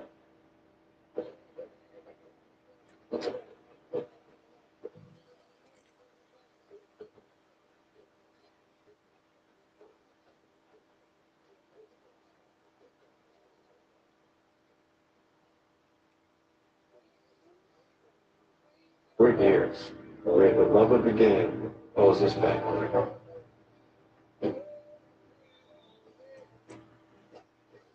Opioid addiction is between human and woman love. Once others supplicate, they help you forward in recovery. Supplicate with counseling and psychosocial support treats moderate to severe opioid addiction in adults starting on an oral dose of morphine or already on. Sublocade is just one dose that lasts all month long with no opioid detox required. Buprenorphine should be started on with the first signs of withdrawal. Sublocade may cause harm or death if injected in the vein. As an opioid, it may cause serious. Oh Lord. Ask about it. Jeez. The side effects kill you faster than what you're addicted to. Jeez, Louise. That's good. They say Something's never changed. She treated my birds in McDonald's parking lot. Look, she treated my birds, bro. Man, not crazy. That's insane. Wow. But this has been a problem for a long time, apparently. At the beginning, why do they think we want so close to go? Because they hate America. That's the reason why. Like, most of it is that, I remember, like, my parents obviously grew up in Florida, right? And so, I remember my mom, she was like, well, what do we get down on Cubans for? Cubans love America. I used to have a Cuban friend. You come to the brother. He was your friend. Yeah, he was great. It was fun. Yeah, Cubans are amazing. I love it. Yeah, we're in Florida. Tons of Cubans. Everything is okay. And so, yeah, that's just what she said. And so, Cubans are base, exactly. And I thought it was really funny to see this. Let me see if I can pull up some more of the trip to Cuba, leftist trip to Cuba. I'll probably read that Cuba. This was like whenever she was probably in her 20s, right? And so I don't think that was it. But anyway, so you're just going to not even, maybe you're right. Yeah, I don't know. And so let me see. I'll pull up some more of these instances here. And yeah, the cracks up. Oh, there's this too. Oh God, is there any more of these? Let me see if I can find the rest of them. This the left screen. Oh no, this is it. Oh, this is it. Under communism. Let's look at it. So this is Cuba 1930s without it. So they just turned it into a shithole. They turned the whole thing into a shithole. Boom. Not good.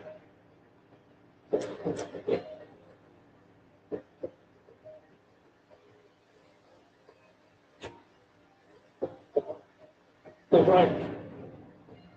She's like around. You know, guys, I think I'm starting to see a pattern here. It's almost like whenever these deranged retards that don't know how to do anything right take over, everything goes wrong. Have y'all noticed that? Damn. What the heck for that?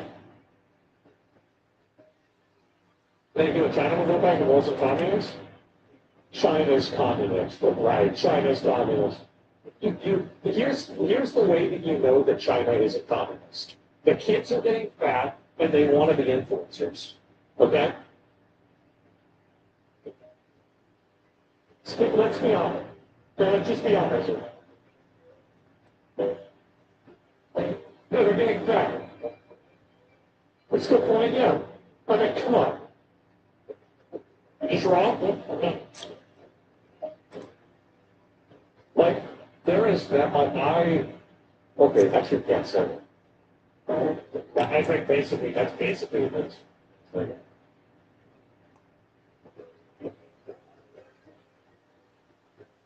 It's true, but I can't say it. It is true, though. Use wild terms? No. Think of another way to say it? Yeah. What a nice place. It used to be good. The effing cops. Somebody says the effing communism stands for food.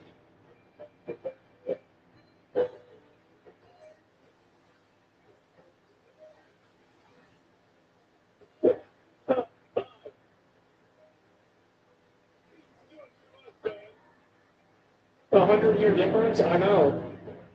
What a shithole. Isn't that crazy? Hey, I thought you were saying a different way. Oh, yeah, it did. I took two ways in. Yeah. Some guy says, what F?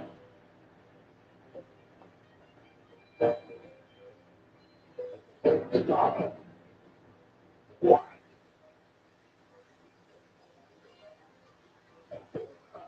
A passport? Yeah. Cuba used to be tourist mecca? Yeah, of course. Damn. Damn. Look at that. Wait. This AI video.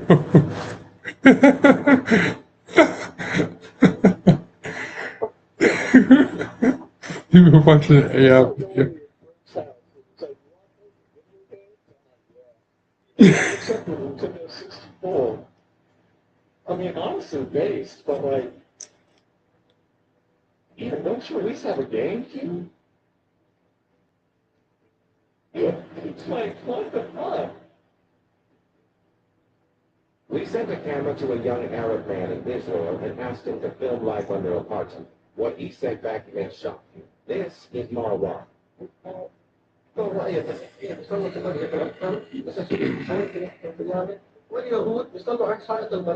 Separating people by religion, kind of apartheid.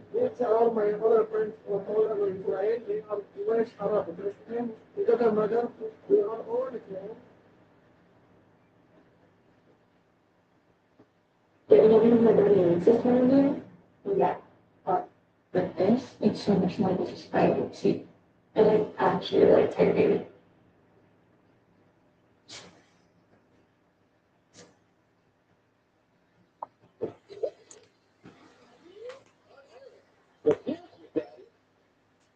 Las mejores sensaciones así son personales y ya presentan tus accesorios. El mismo sentimiento que cada Lexus está diseñado para derrotar. Obtén ofertas por tiempo limitado en modelos abiertos en el negotiations and accesorios. Muchas gracias.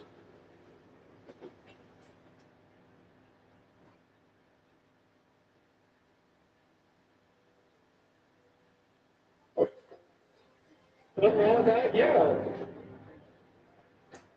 The same car? Yeah. It's black the new one.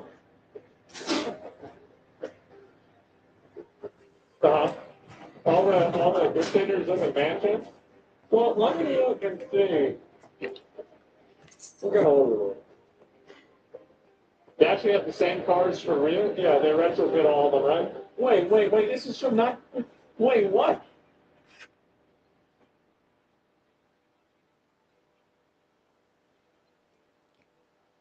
This is just, guys, this is super easy. His favorite game is classic. Wow. Yeah, you know what I mean? Those cars go hard as fuck? Yeah, I bet they do. Classic. Yeah, RuneScape 1998. What's wrong with that? Nothing wrong with it. Man, that's crazy. And the same cars, yeah, apparently. And let me see how pull any of these other ones up too. Oh my God, here it is. The first group of far-left activists have arrived in Cuba. They're calling themselves the Youth Brigade. Well, then why is this song there? Yeah?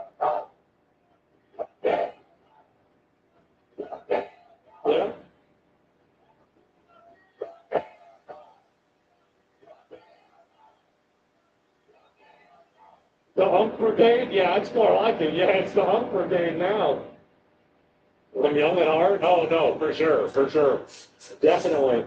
And I'll scroll down and find these over here. And Cuban government, this is the same one we've already seen before. I don't know if there's any more images of this or not. This is zombie humanitarian. Oh, I saw this. Didn't he have a clip about this?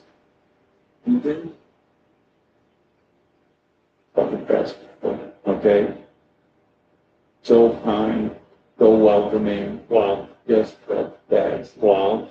Just the absolute best. Amazing.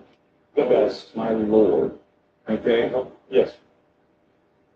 Anyway, but yeah, we worked hard and we were able to set up a goddamn stream, you know? What's he doing acting weird for? Was he acting weird? What's wrong? Not in Miami. Oh, dude, the reversal. That's really like the exact opposite. Like all the good feelings that I hear, and most of the ones that are crazy, like you are the best. I swear to God. Is this my computer or is this the is this his? Is this really the way it's supposed to look? Like, I swear to God. That's a string?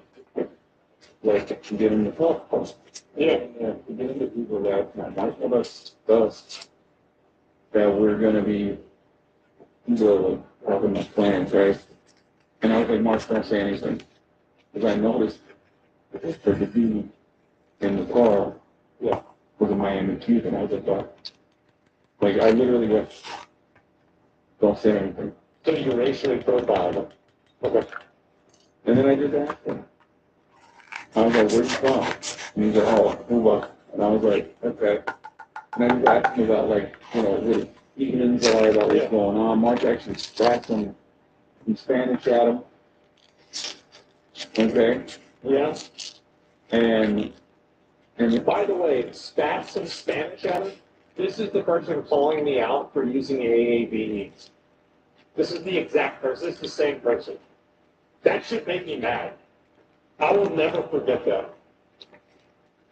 let me tell you, okay? Said Donald Trump needs to finish the job. Right?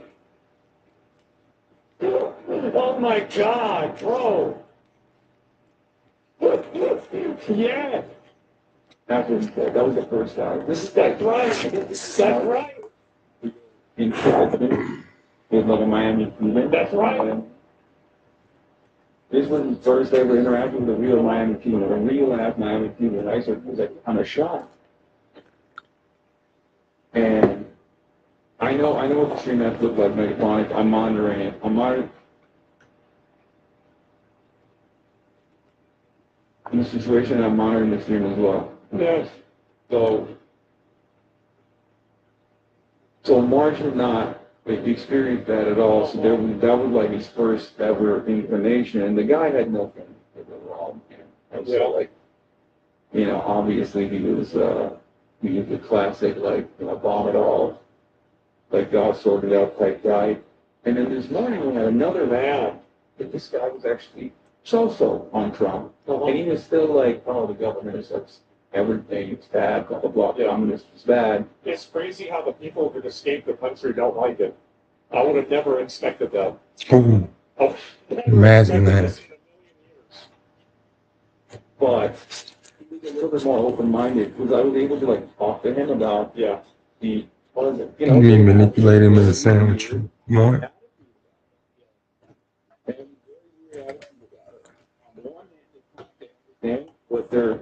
What their family lives looked like or felt like when there was civilization leave, and like they could send money with fees to their family, you know what I mean? Like it's just such a strange cognitive dissonance to experience in real time. But you know, I gave a couple interviews at the airport and stuff, and then we flew in. Right. Poor guy. So yeah, it's see, there's the good Cubans and the bad Cubans. The good Cubans are the ones that agree with me. The bad Cubans are the ones that don't agree with me. Ah, I see. That makes a lot of sense. Of course.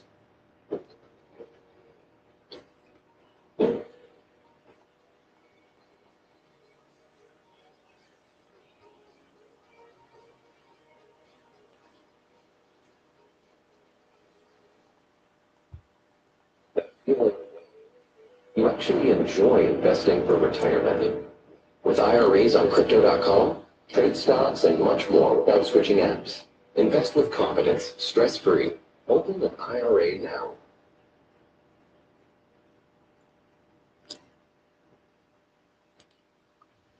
Basically, everybody's mad at this sign up, baby no money. I don't even really know why. Give me a minute. Somebody says, what a massive day for the unemployed. That's me. I work every day so I never have to get a job. Well, massive day for the unemployed. Internet is turning on baby no money. Being called out for content copying without credit. Apparently ruining cosplays. Have being racist. Oh, what? Stand up. Up, TV. don't know maybe nobody is. Well, first of all, good for you. Secondly, he's the most performative musician on the planet, pretty much doing and saying anything that'll get his music listeners. Self-proclaimed Gen Z Eminem. Gen Z Eminem really thinks he's attractive. Gross. What the hell? Think about it. Jesus. I don't believe it is, but... Damn, bro, everybody hates him. Oh my god. Guys, what the fuck? Guys, what's up? Hey, get him to Detroit. Talk about birds and inflation. Oh, maybe don't backload over here, but he's pandering so hard to the leftist crowd, and they call it trans rights or human rights, trans disability. Oh, this is another, we said the same thing again. So wait. Okay, so let me get this straight. So you said the same thing twice, and the first time you said it, you got a bunch of likes, and then this time you said it, it was on like, it's like polymorph, right? Like the first polymorph lasts for 10 seconds, the second one only lasts for 5. The first trans rights only gets 234,000, the second one only gets 111, right? I mean, at this point, by fucking November or so, I don't even think it's going to be worth tweeting about trans rights. It was on DR, bro. Shit was on DR, damn. But saying the N-word is the GG bus. That's a word I would never say, by the way. I've never said the N-word in my life. All right. Maybe nobody be your racist, but that is so. Oh, wait, man, let me get the suburbs. I could let this slide, but wait. I don't think anybody really cares about somebody using the N-word in a rap. I'm gonna just be honest. Like, nobody actually gives a shit about that. Like, people might pretend to get mad about it, but like, there's nobody that actually like really gets offended over it. Therefore, released under his SoundCloud in 2019, and check out this thread for why money should not be supported. Maybe he just cosplayed a black guy, and even then, that cosplay would get much older now. I don't even think that bad. I mean, like, he played loud. Like, Baby No Money played loud, he played Diablo too. Like, of course he said the N-word. Like, I mean, damn, like, what's wrong with that? Shit, I mean, like, you basically, like, that might as well just be your passport to log into Classic. Let's see. Whoa! Is that blackface, dude? Anyway, let's check out this thread for why Baby No Money shouldn't be supported. First off, he would have been a grown-out man who should have known the implication of saying the N-word by 2019. If you say the N-word 3 times, it's like Beetlejuice. It brings back slavery. You can't do that. But he said it 4 times. I guess that's why we bombed someplace in Africa, right? Well, still, time isn't an apology. We still do this in Pink 26. I tell you all, no black person cares about the N-word unless they're a nerd who wears glasses. Now it seems like a lot of the... I do think that black people, like, definitely... Like, it probably does feel weird that white people saying that, because there are people that say it in a way that is derogatory, right? It's like, it's weird. Like they do, but I think it's obvious whenever somebody said, it's the intent, right? It's obviously the intent. Like, you got some, like, for example, like, if you have some, like, a 90-pound, can I say wigger? I think I can say wigger. I mean, I can say bigger, right? So, like, I think I can say bigger. If you have some 90-pound wigger in, like, a fucking 4XL t-shirt, and he's sitting there with his hat on sideways, it's cultural appropriation. Yeah, I don't know. That's it. And so, anyway, I guess we'll find out in a couple of days. So, my point is that, like, nobody gets offended over that, right? But, like, whenever you have somebody that's saying it and they're trying to be racist about it, it's like any other racial term, right? It's like calling somebody a monkey. It's different if you're calling a white person versus a black person a monkey. It's just different. Culturally, it's different. And I think it's obvious whenever somebody's trying to be racist, and it's obvious whenever they're trying to just talk. And I think that there's so much dishonesty that happens in environments where people pretend like one person is trying to do one, but the other. Yeah, wrong with it. Yeah, no, I mean, like, look, the thing is that, here's the problem. A lot of people don't talk about this shit the way that I do. I just say it. I say it. And I think that, honestly, we would be in such a better place if more people talk like I do about it. Because, like, you can never actually talk about the intricacies of, like, these racial politics at all. Because the moment that you do, everybody's got their guard up because they're performing. Everybody now is performing. They're trying to act like, oh, I can't talk like this. I can't say this. Like, I want people to know that I'm not like this. No, bro, like, I say it the way I think it is. That's it. I say it the way it is. If anybody thinks I'm racist, I have a fucking mind. So if they think flat rate price, fine. Who cares? What you're saying is very true. You're going to take this out of context, turn into something today. Good, I'll look forward to it. It's a YouTube video for me tomorrow. Go ahead. Go ahead. Do it all you want. Black guys are like a little softer, like a little bit. Like I saw a black guy with glasses the other day.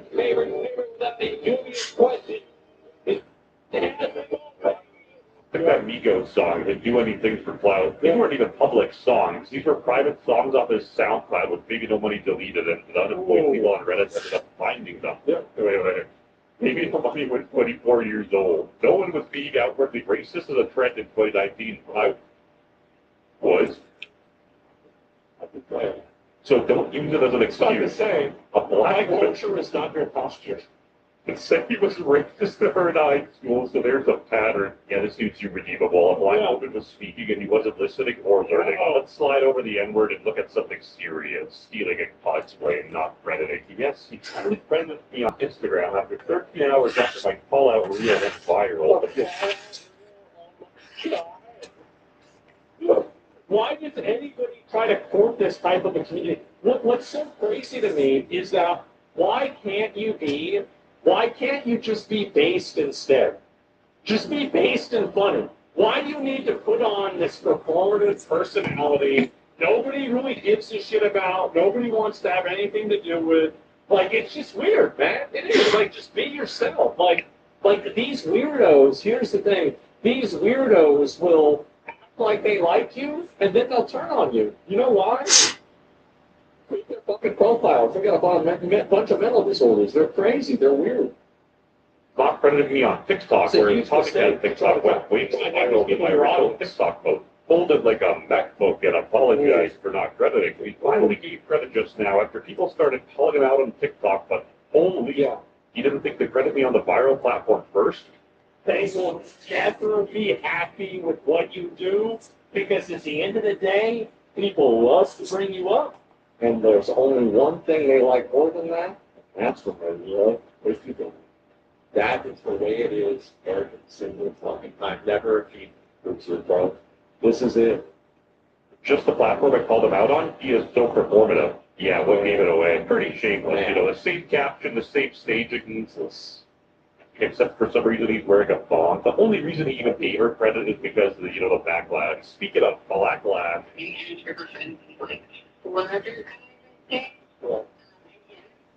Would walk past me and like say, "You what up, yeah, here in the ghetto, but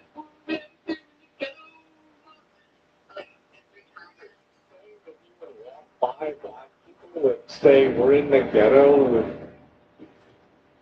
Dude, I think there's bro.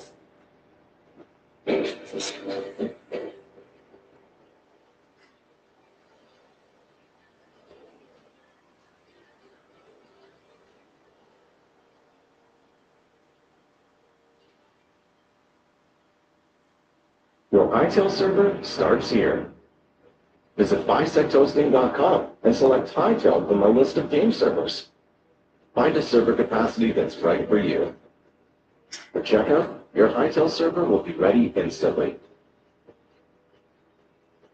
Bisect makes it easy to swap between over 100 games.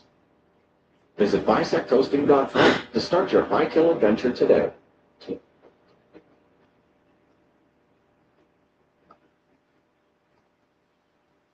I believe it. I mean, I don't know. That's a lot. or like walk past them, it would mostly be him. Like they look like Jane, and they look like Frank Jane. You know what? I'd actually believe it. It makes sense why he cropped Asmongold out of his music video. I haven't seen Asmongold rip the N-word. Exploiting social tricks.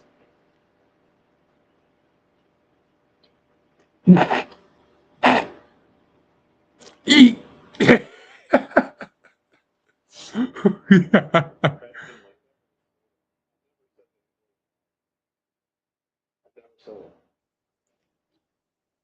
Gullible trans people to promote your music is the most kind of scummy thing you can do. Yeah. Sort of in line with like those corporations putting the Pride Month as their logo and then never doing it, showing they never never actually care. His intent is getting money and listeners. It's very obvious. Right now, but if you see somebody who did the same to you on your TV, Making more money, went to my high school and would call me the N-word as I would walk by. This is gotta be bullshit, right? Like, the thing is that, I'm gonna be real, if this turns out to be true, and this is just the most elaborate grift of all time, and he actually just used to be a based World of Warcraft Andy, and there's a reason he used to watch my streams, and he just switched up, and now people are finding out, I'm gonna be honest, like, I think that's kind of funny. I don't think it's necessarily true, but it's a funny accusation. one day you're like, what?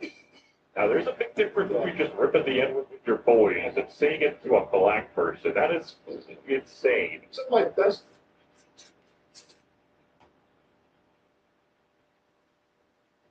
Hell no. Hell no.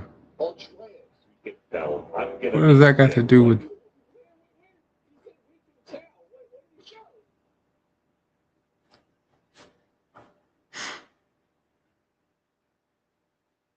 Remember whenever he was trying, remember this, bro, when we did this? So just, like, put this up real quick. This is just about looking. Oh, right, look at this. Look.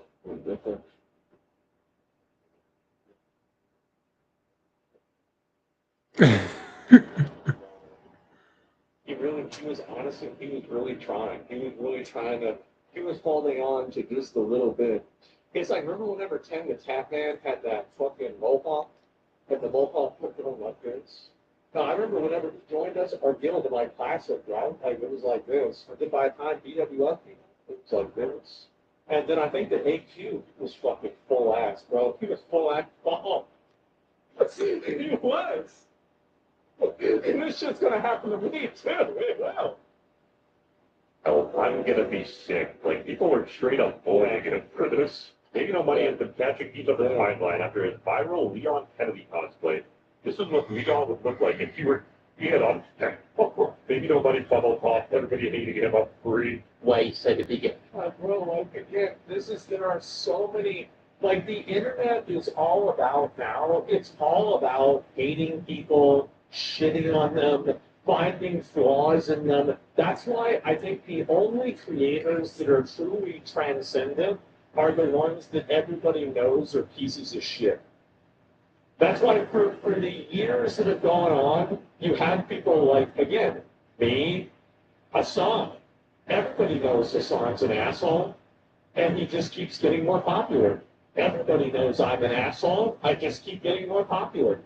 Everybody knows, I don't know, like, let me think, who else boy could you get? Kanye West is an asshole, keeps getting more popular, for sure. That's it.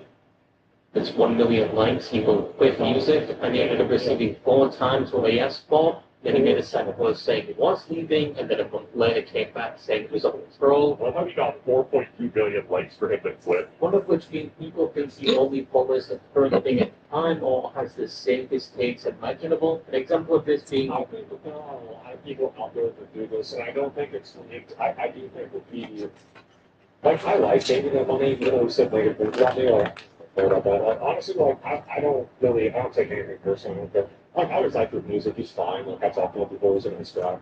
So, like, I don't have anything, like, really bad to say, but at the same time, I think that he definitely falls into that category of, like, I'm gonna find the thing to say that is going to resonate with this group of safe space people that is going to make them happy, right? And I think that he does that, and he's done that so much, he's PR'd it to where, like, the Commonwealth ain't even hitting him, right? It doesn't even turn him into a chief, bro. Like, it makes him realize he's losing. And I think that's what happened. Is that, like, you've done this so many times that at this point, people don't trust that you're offensive. That's what happened. There's a huge segment of people who are in that same edgy segment, yeah. And, like, that's the thing is, like, there's a lot of people that they wait, like, whenever a big event happens, they will wait to see what the consensus is before they talk about it or they make any statements on it. For me, like, I react to that shit a lot. There are some good, some bad things about that. There are. But I wouldn't have it any other way. But a lot of people are afraid to have an opinion that goes against the consensus. I don't want to, like give names, but I do think David Money is falling into that trap. Maybe he's become audience captive. Maybe he likes that. I don't know. But, it's definitely I think that's definitely doing that, for sure. His opinion on AI, as if you didn't know he's heavily against AI, and he thinks you should always support, which realize this dude talked about AI art so much, the fact that it's put down secretly performative nature, saying, well, all the AI has that's the reason why it's so great.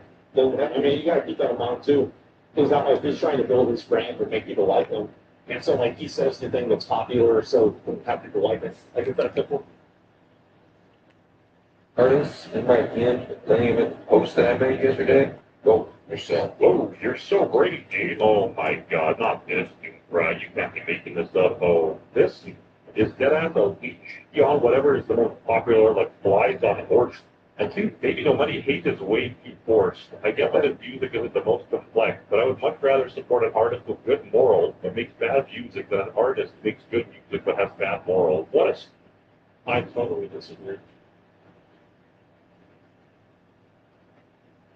I completely disagree. I could not disagree more. Also, by the way, here's a really important thing. They won't actually support you. I'm going to give y'all an example. You know what the example is. Everybody knows what it's. We all know what it's. So, there was a video game that came out 5 years ago. And it got 250,000 wishes. And the video game basically was such a massive, colossal failure. The developers had to put an update out talking about, the fact that, I guess, I don't know what the fuck the update was about. Like, they just made the update. And so people still listen to Mark Ellen. Like, I think that really, whenever I knew that cancel culture really didn't matter, was whenever I heard Chris Brown on the radio again.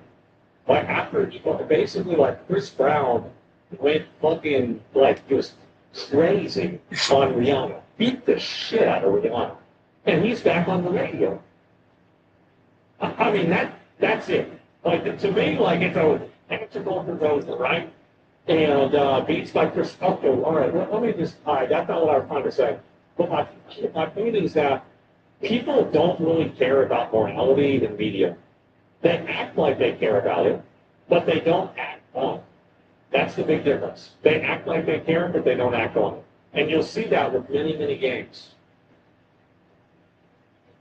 Stupid ass game. I would support Kanye 10 out of 10 times before Baby No Money. And I guess Kanye's music's pretty good too.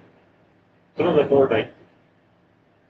Yeah, I think never mind. These trans people will fight tooth and nail, not seeing the fact that he's using them to build a cult-like following. I get it. You feel underrepresented in society, and you're willing to look past his obvious pandering just because he gives you representation. But I feel like trans people are so silly patronized. I don't understand why, because I guess maybe it's like you have a lot of people that don't like you, but it seems like anybody that does even anything that's even slightly performative in the direction of like trans, that like they act like they're ride or die for you and they're like totally on your side. Like you gotta keep in mind that whenever somebody that has a vested financial interest like says something positive about you, is that an opinion or is that marketing? Number one. Number two, is being trans your entire fucking identity? Holy shit. Like, that's not the whole thing. It's not the only thing about it, right? Like, damn. They're desperate for validation? Maybe, but it's just embarrassing. It is. It's embarrassing. It's genuine. This is what you gotta have. So, I'm just saying, if Beetle was popular, it probably put him on his chest too, just to increase his streaming numbers. There's so much. You put up, I mean, that Gypsy Crusader fight is person.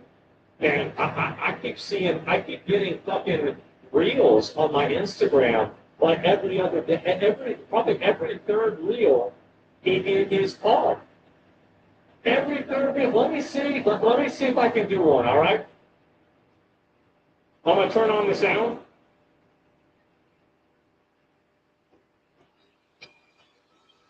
It's literally the first one. It's on my explore page. Literally the first one. Let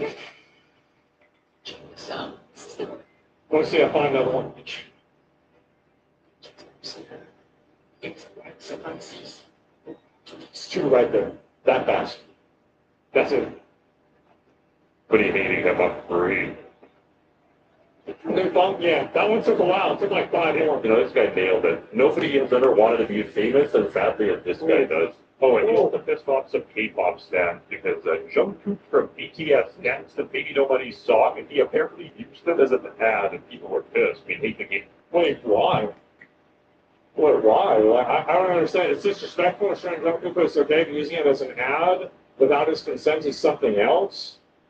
Wait, what? Like, wait, what? Like, We hate the game, not the player. With the copious amount of posts he made on social media when he does have a new song, to the amount of people he will commission to make animated videos with his music, to him seemingly collaborating with every influencer that has or has recently gained a large following, and with him and his music being all over platforms like TikTok and YouTube, some people feel as though he's being forced down their throats and are experiencing so-called baby no money fatigue. And again, I can separate the art from the artist, and some of Baby Nobody's songs are actually pretty decent. No, but pode arrestare la sua violenza che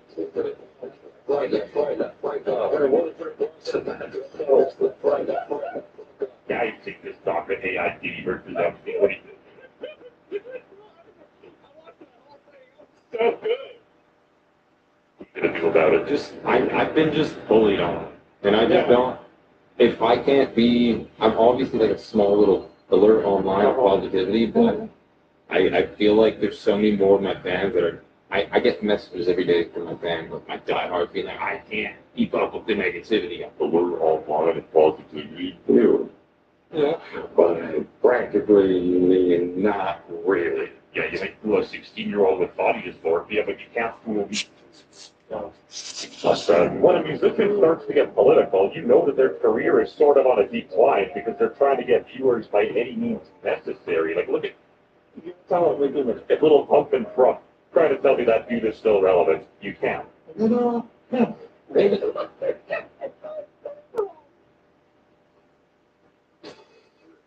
stability, precision, advanced essence of drum, locked in. Can't believe we got it on bottom floor. Yeah. I'm just glad. So my mom was my mission clean as that. I feel like God was 60% drier.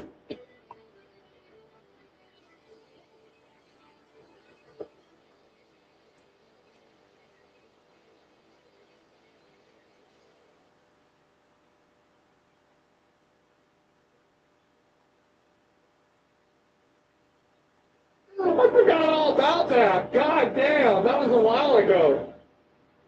No, money has come under fire from multiple artists online after many have come forward and stated that he is performative in regards to AI art and being pro-real artists, accusing him of offering promotion and retweets for artist commissions and then lying and not following through.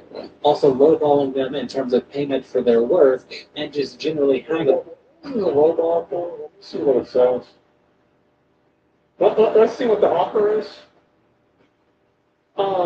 It says about $1,000. I mean, I don't know. Didn't even say what the offer was. And just generally haggling and acting unprofessional. Performative guy in front of the camera is a dickhead behind the scenes. Crazy. Maybe the money told. Let me tell y'all something about streaming. Loading such races. Oh my god. They are so like the thing is that was he broke? No, it is. There are so many people that are like this.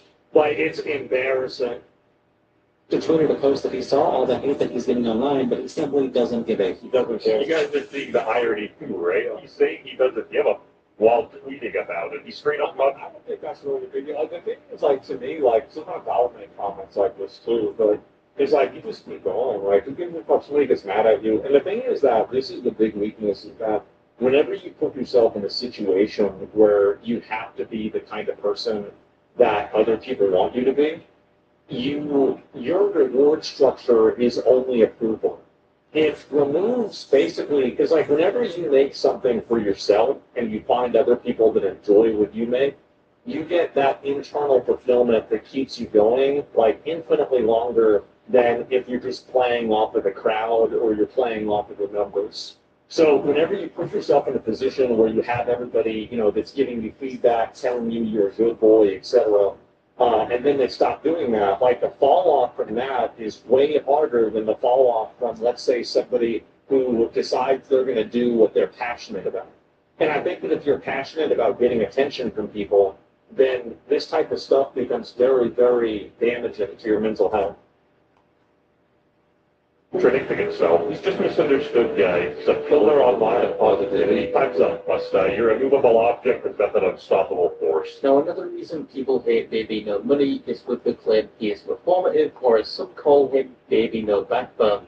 First we had Kellyweight, now we have this. That's crass. Israel's strongest soldier, Baby No Money. What? I don't know how anything he does is related to Israel, but It's simple. Is it bad? Oh, it is? Israel. I speak straight, I guess. Finally, in the horse's mouth himself, finally some peace and quiet. You get word. Baby No Money, Baby No Money, forever. I feel zero pity for this man because, he is a product of his own design. You built this community of losers who care about you rapping the N-word in a song 10 years ago. You did. That's right. You did not. He's right. Like, honestly, like this video, like, that's honestly the best way to say it. You build the community. Again, you want to drag these people in? You want to make a community out of people like this? That's what you're going to get. You can do and say all the things on paper, but the second you're even a little out of line, these people are going to come for your neck, and no amount of collaborations will ever get these people back on your side. All with alert online and positivity. Fortunately, we ran out of time for this video. Okay, all right. That's a good video. Honestly, like, I always like the guy, but again, I think that he definitely does try to treat, like, he's very, like, kind of, I'll link you guys video, WestJet. I haven't watched a lot of WestJet videos. I've seen maybe a couple of them other than that. But I think he's entertaining and he's funny. He is. Hi, I'm Enrique Boyle, and right now, thousands of investors are getting hit with tax bills they never saw coming. Most investing apps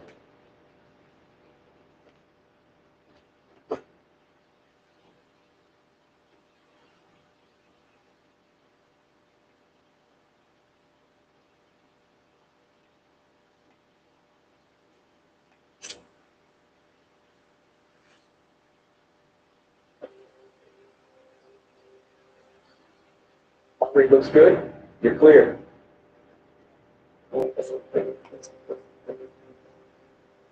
Heart rate looks good. You're clear. Time to re-enlist. Stay hard. What's up, guys? Benny, before he heads up was the Secretary of War. He was on John Ryan's podcast saying exactly what he would do as Defense Secretary at his time. He said that I would fire all the woke generals. I would focus on re-enlisting people that actually motivated the troops instead of just being smacked. First of all, you got to fire. You got to fire the chairman of the chiefs. You got to fire this. Obviously, you're bringing in the Secretary of Defense, but any general that was involved, general admiral, whatever that was involved in any of the DEI vote shit, it's got to go.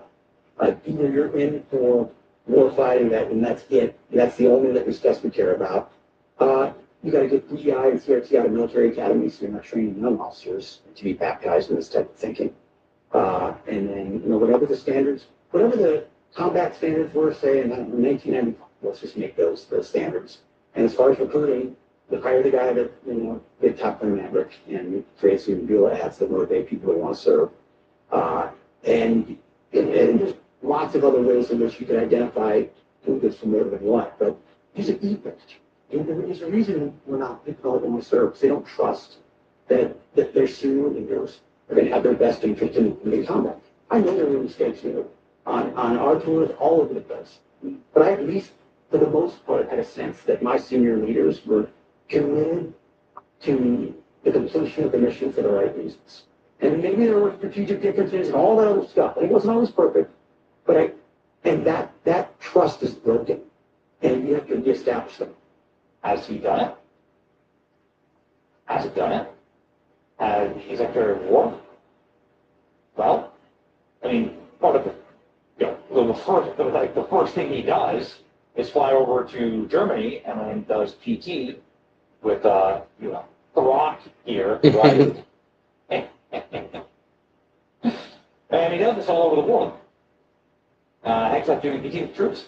Leadership shows up throughout the time, set the standard. Rain, snow, or shine, the HECSEF is out, running, jogging, lifting. 3 plates. Look at this. Fiscal year 2025 sees best recruiting numbers in 15 years for military recruitment. These are the best numbers that they've seen in decades. Since November 2024, our military has seen its highest recruitment percentage in mission achieved 15 years, says Pentagon spokesperson. The Army was able to do 101% of its goals. Navy had 108% of its goals. The Air Force had 100% plus 100% of its goals. Space Force had 102% of its goals. Marine Corps had 100% of its goals. That's awesome. You guys are patriot as an American. You should really honestly this. All told, all 5 branches of service had an average completion rate of 103%. Department leaders noted several factors for the recruitment numbers. What are they? Because we have a commander-in-chief, Secretary of War, who's focused on the troops and our mission, and ensuring they remain most legal to the fighting force on the planet. Young people are responding. Well. That's cool. And so David Goggins. I've been a fan of David Goggins. I know everyone clowns on him sometimes, he's just so over the top. I'm a massive fan of David Goggins. What else? You got to respect the guy. You do. And not only is, of course, he a 51-year-old marathoner, influencer, training animal, but now I guess he's also signing up to re-enlist at the age of 51 in the Air Force. If there's any boat in the Air Force Special Warfare Training Pipeline, you can bet David Goggins will be carrying them. Goggins, who retired from active duty Navy SEALs in 2016, has gone down to build a brand as best-selling author and motivational speaker. He's enlisted years ago now. Now he's assigned the Special Warfare Training Wing of the Air Force, according to Military Times. While Goggins did not publicly announce his return to active duty, military-focused Instagram page, Come Sit and Relax, is set veteran community's buzz when it posted a photo of Goggins in an Air Force uniform on the ground with trainees in black berets. Kept quiet on this for months until inevitably went public, the page's author wrote. David Goggins trying again for a parachute at 51, quitting so many years ago. The Air Force spokesman, Ann Stefani, said the service, in accordance with policy, would not discuss the status, progression, or details of trainees. Goggins required an 8th waiver to re-enlist. The Air Force did not provide additional details about the waiver. Given Sergeant Goggins' background, it's worth noting that the Air Force has welcomed special operators from other services across to train in the special warfare for decades, Stefani said in a statement. Airmen entering the pipeline from sister services must meet the same standards for rigorous training. Of all the candidates, we value the experience of former Special Forces, Marine Special Operations, SEALs, Rangers, and joined the Air Force Special Warfare Units held training. Goggins, according to the U.S. military, was the only individual to have ever completed basic underwater demolition, SEAL training, Army Ranger School, and Air Force Tactical Air Controller training. Famously missed out on his dream of becoming an Air Force pararescue pilot. At 19, he struggled with the training more than expected, particularly his swimming portion. And he was diagnosed with sickle cell anemia. One tough MF man. While Goggins would go on to become a tactical air controller, the perception of failure depressed him. He finished his initial military contract in 1999 overweight and depressed.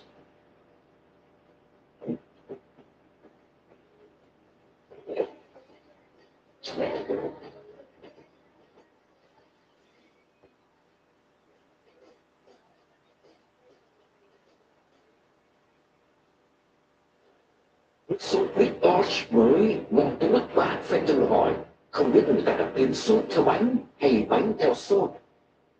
Big Osh, bánh burger McDonald's cũng kiểu McDonald's nhất và đã đặt sốt đó. Yeah, we all have that one day idea. Bring yours to life online with Hostinger. Make a move, then let success follow you. Hostinger, turn one day into day one.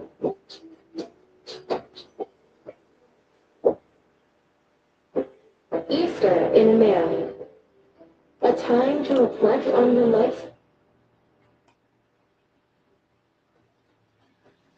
Grace, look at this. And this, wow.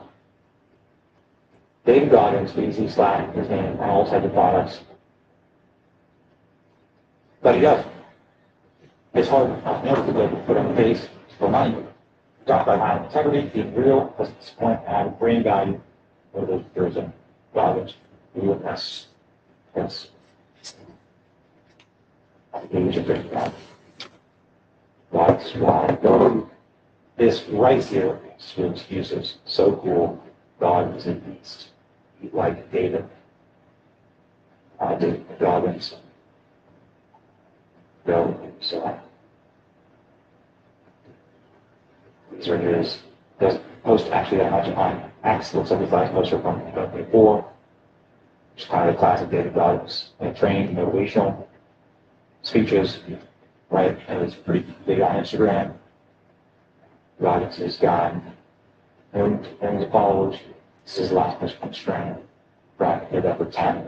It's gone silent and also presumably it's getting crowded. It's blown.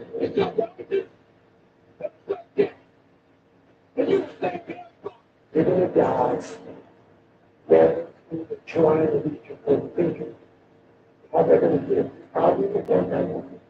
Probably any cheap. Probably somebody who doesn't want to do anything about it. And you're happy with that in New York. Maybe you don't have the determination to be set up there. But don't be mad. You're laying there in your bed in the hospital for 7, 8, 9 years old. Let's do it. Yeah, do it. Good shit. The end of the day, life, man, you all get to into something. Dave Goggins. He's got dark also. So I assume that this is all true. The Air Force just confirmed that it's true, but they can't really comment on it. So status achieved. Look forward to that video. Good for you, dude. Hope they hire another chief recruiter. You should go to the annual insurance subscribe. See it.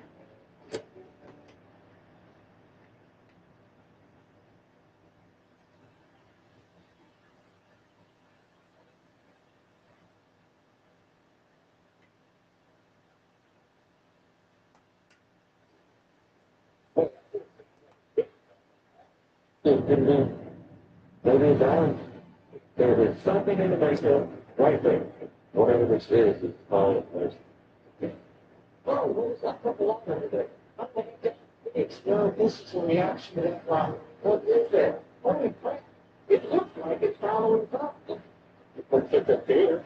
What the heck would it burn this first? No, it looks like something is coming right through it. In Missouri, in northern Utah, it is considered the epicenter of the strongest and most disturbing phenomenon on Earth, animal mutilations. There's some UFO sightings and unusual energies that have proved harmful to humans. For 20 years, the federal government tried to find answers and failed. Now, a new team of dedicated scientists, researchers, and experts has taken over. They are the tool to solve the mystery and reveal the secret of Skinwalker Ranch. Sparkle costs less, and it's just right for everyday vessels. I am from the downtown. Yes, it is.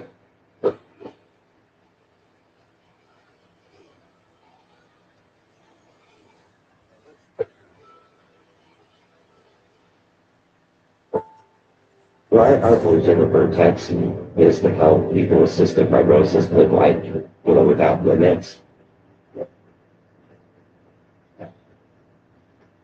You said the Whopper is the best burger in America, when made right.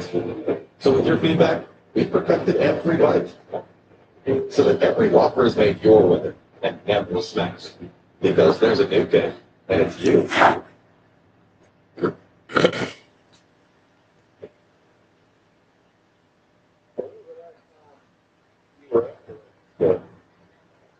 11 years ago. 11 years. I've got a lot of changed. Over the past couple of months, our team has experienced more unexplained phenomena on Skinwalker Range than ever before.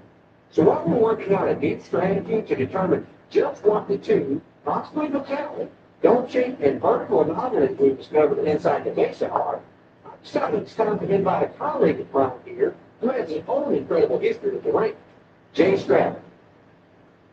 The first time we came out here, you were probably pretty skeptical as I was. I was 100% skeptical. Me too. I didn't believe none of it. Jay was not only a true defense intelligence official for the federal government, but he was also my former boss at unidentified aerial phenomena.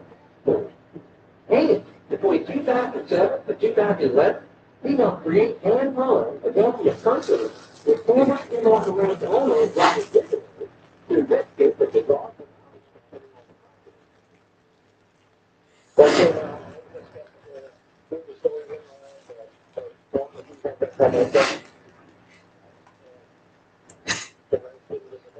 Right.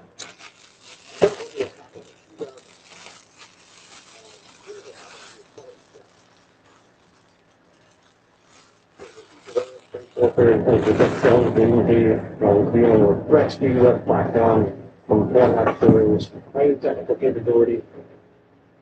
I fell into a point where I had to get really smart on UFOs, and there was nobody to turn to. So I kind of became that guy, not by design, not something I was looking for. I've briefed and provided brief assessments all the way to the highest levels of the executive branch and the legislative branch. I like to think I've got a little bit of credibility on this topic. 2007, we built this contractual relationship with Mr. Robert Bigelow. The range became a contract with the Defense Intelligence Agency operation point. And I came out here to see things firsthand in 2009. Over those years, I've seen a lot of things that I can't explain. I'm here again to do this research and hopefully better understand this phenomenon. That did take a lot of thought and discussion with the family if I could do this again.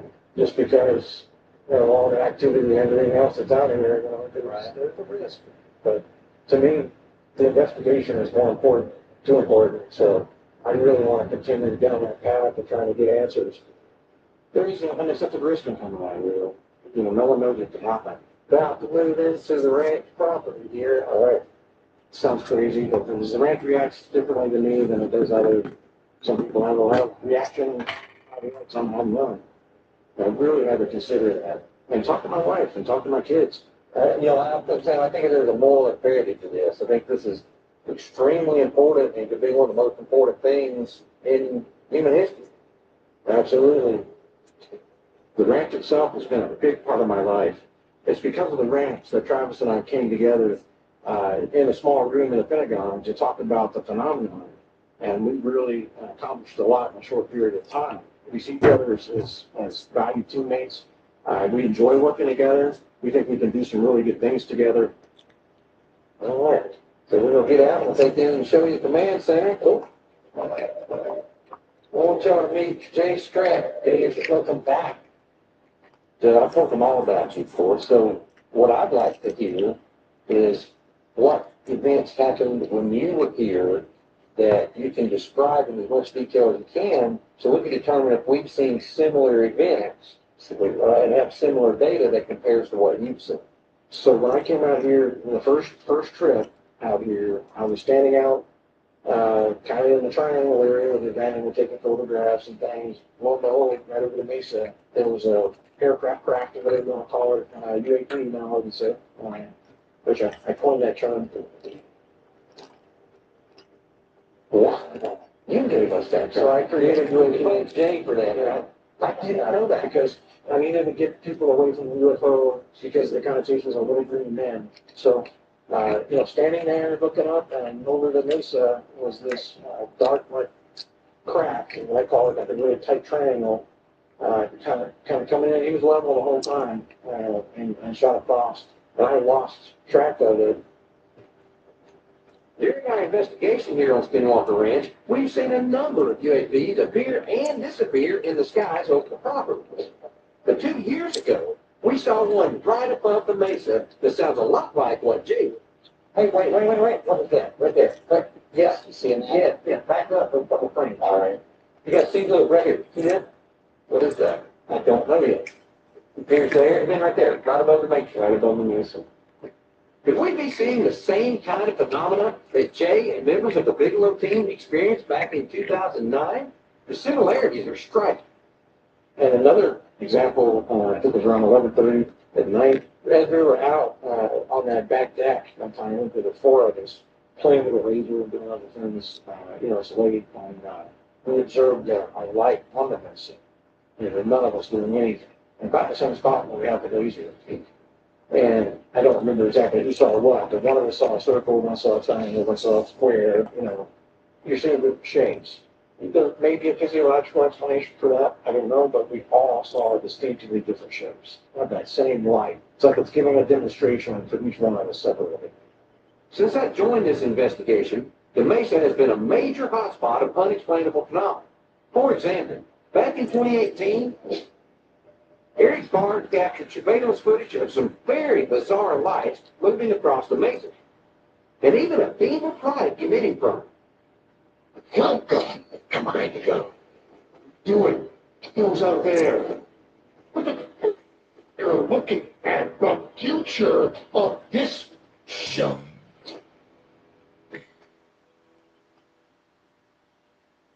Glow beyond the light scene while you brush. Opalescent wiping toothpaste. Discover Tirada Home at Stone Ridge Hill, a charming community nestled in the picturesque town of Rockville, South Carolina.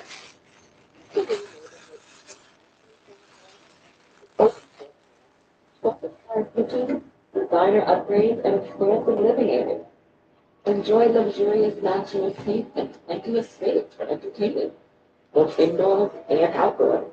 Come home to Stone Ridge Hill at Tirada Home. The slow she knows with her speech. See? Sorry. What about that new project I'm working on? Something smaller for that? Yeah. What about a car I'm working on for a client? Yeah. And any kind of metal? Yeah. And pesticide?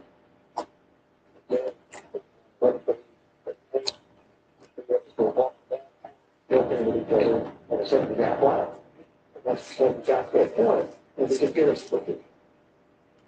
And as we move forward to home 17, they got colder and colder. There's a tree, probably 300 yards, it's so shy of 17. The moon is really bright, and the shining the cast of shadow across that tree drawing the line. One of my teammates was saying, you can't cross that line. And we all had the right to do that without it. We could not cross that line. And I was like, God. First thing we got was speed. And then my teammates looked up and they saw documents on the top of the hill too, right? Shadow big years that the back of us. And basically, like, whatever was going on, we didn't see it. I'm so liking this story. I've heard a version of this story for years, but it would feel like, oh, it was me. It was, yeah. The one thing I've got to be just Black Panther Dynasty and ethics is that we're going to use you today as part of an experience.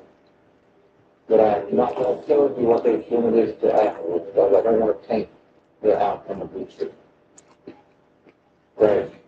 I've worked with Jay for several years now, and I've heard him say many times how he strongly believes Skinwalker Ranch seemed to react to his presence. When I first came in, Thomas Anderson also told me he believed the property reacted more to certain people than others. That gave Eric an idea to see if we could actually prove it. So they don't make any danger, you're not making you, you're not shark bait, everything like that, right? Yes, I asked you that. I appreciate that. So we're going to go on for a bit and tell about the things you've seen and so on. And we'll be taking data while we're doing that. And then after we'll tell you what either data and that sort of stuff. Okay? Yeah. Eric and I have come up with an experiment to test if the ranch reacts to Jay being back here after 11 years. And if the present does cumulative phenomenon to occur, can we identify what it is? That's what we want. Again, investigation is important. Obviously, it makes a lot of sense for us to study very carefully anything that our instruments can detect and to bring Jay onto the property and take him to certain points of interest from his experience, as well as to determine whether the ranch would respond to the novelty of his presence. Well, I really like this plan, and we've got a course laid out for ourselves. We've got some instruments that we want to take a look at, so we should go get the instruments repaired and we'll head out. All right, let me get the vehicle. I figure we can put it on the hood. Here, I guess, well, yeah, we don't want to scratch it. It's a common theory that Skinwalker Ranch responds to the presence of certain people. So we're going to drive former ranch investigator Jay Stratton around to the hot spots where he experienced really bizarre phenomena when he was part of the Bigelow investigation more than a decade ago.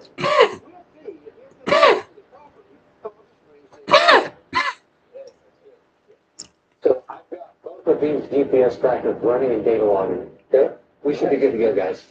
Eric is outfitted to Jeep with GPS sensor, gamma ray detector, and a spectrum analyzer, so we can continuously scan for strange energy spikes and pinpoint the location where anything out of the ordinary might occur. I'll go jump in the black. All right, you want to follow behind? After our tour with Jay, we'll duplicate the exact route without him on the property. That will allow us to compare the collected data sets to see if there really is a measurable difference between the two. Roll in. You are cleared for takeoff. We'll start the tour in the eastern portion of the ranch. From there, we'll head to the Triangle, travel west past the Mesa drill site, and then on to Homestead 2. You say something you want to tell us about or ask us questions about, just say something and we'll stop and we'll do that. I want to know exactly where you were at, the listing or whatever it was. Yeah, me too. All right, Dave, when we get to where you think it's the spot, just stop us. Pretty sure it was that tree right there. Want to stop here? Yeah, I mean, this is about the right spot. All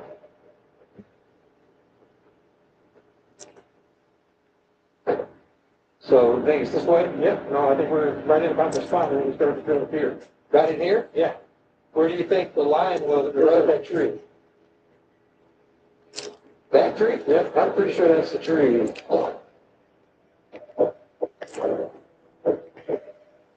First night, we were on the ranch. It was about 11:30 at night, and myself and my two teammates went for a walk. So we're walking on the road, made our way around the curve towards Homestead 2. And as we made a turn, there's a little tree casting a shadow line across the road. And as we pushed toward that line, I said, "Do you guys feel that?" And immediately one of my teammates said, "Yeah, they're standing up back from that." Speaking of here about right here, and the temperature inversion was about right here too. Really?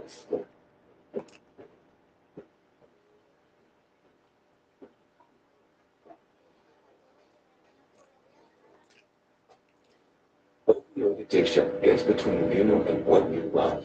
Once month with Sublocade, they help you move forward in your recovery. Sublocade, with counseling and psychosocial support, treats moderate to severe opioid addiction in adults started on an oral dosage of morphine or already on. Sublocade is just one dose that lasts all month long with no infant detox required. Buprenorphine should be started after the first signs of withdrawal. Sublocade may cause harm or death if injected in the vein. As an opioid, it may cause serious life-threatening breathing problems. Ask about naloxone for opioid overdose. Get emergency help right away if you're faint, dizzy, sleepy, confused, have problems breathing, seeing, or talking, or if naloxone is given. Don't take with other opioids, benzos, alcohol, or other drugs, including street drugs. This can cause severe drowsiness, decreased awareness, breathing problems, coma, and death. In emergencies, tell medical staff you're on Sublocade for opioid dependence. This isn't a full list of risks and side effects. Talk to your doctor and read patient label for more information. If you or a loved one is struggling with opioid addiction, visit Sublocade.com. As we walked closer to Homestead 2, we saw a drastic drop in temperature. And it was a wall. You could put your arm through it, and you could feel the cold versus the heat. It was a draft of something that just didn't belong. As soon as we come around the corner, the field was turn around and go back. On the second floor of Homestead 2, through the night vision device, we saw what resembled a dark, shadowy figure. I want to ask about the dark apparition.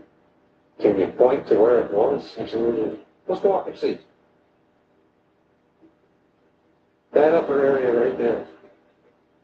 Yeah. Up in there. Yep. We could see in the distance what looked like a shadow figure or a person, a dark person, standing on the second floor of the structure, kind of in the middle, staring right back at us. What's really interesting is that there is no floor there. And if you saw something standing in the middle, that's kind of bizarre. And you interpreted it as basically human form. It would have been pretty tall, though. Yeah. Now, while no one on our team had seen such a distinct shadowy figure like what Jay described, we did have a very similar experience at Homestead 2 back in 2020. When my friend, Rabbi Ariel Zadok, performed an ancient Hebrew prayer that was actually designed for opening interdimensional portals, our thermal cameras captured a temperature vortex forming near the second floor of Homestead 2, right where Jay saw that shadowy figure appear. That is awesome. Focus on this part right here. Then, when Eric reviewed the thermal footage, he spotted something small and colder than its surroundings moving very fast across the road in front of the homestead. Oh, what's that? Right there, right. Could this be the same type of phenomenon that Jay and his colleagues witnessed here over 10 years ago? We can't say for sure, but we do know more investigation at Homestead 2 is an absolute must. Then you gonna make us down the road? After we visited the last stop on our ranch tour with Jay and got the data for the first part of the experiment. Yeah, I gotta say, it has been fantastic hearing what you got to share. We finished up with him and had him leave the ranch. Then we reset the equipment because we planned to duplicate the experiment the next day to collect a new data set. Well, here's your continue.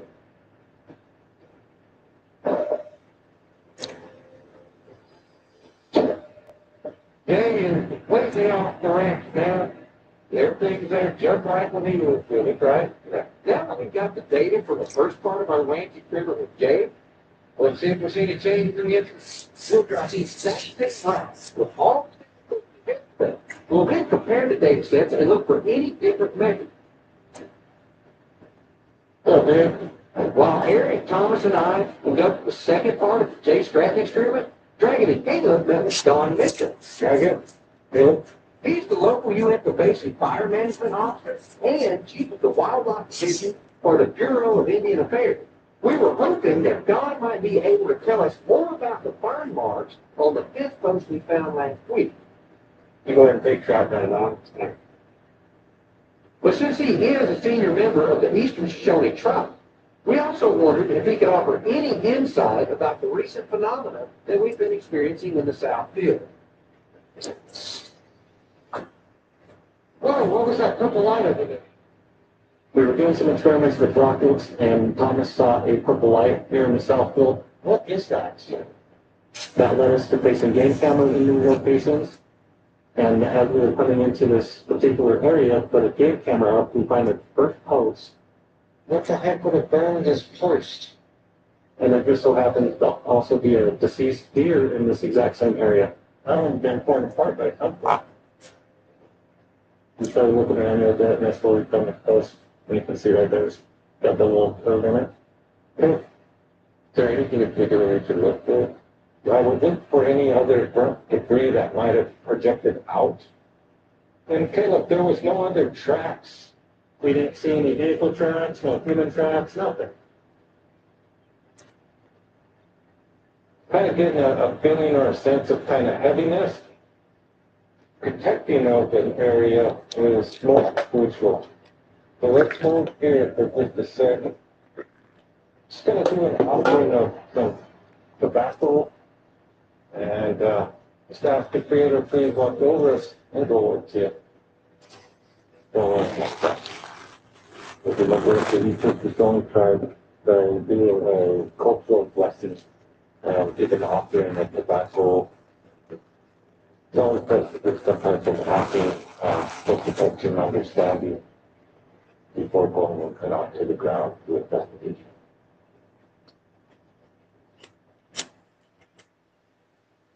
Hey, Taylor, right, let's continue on here.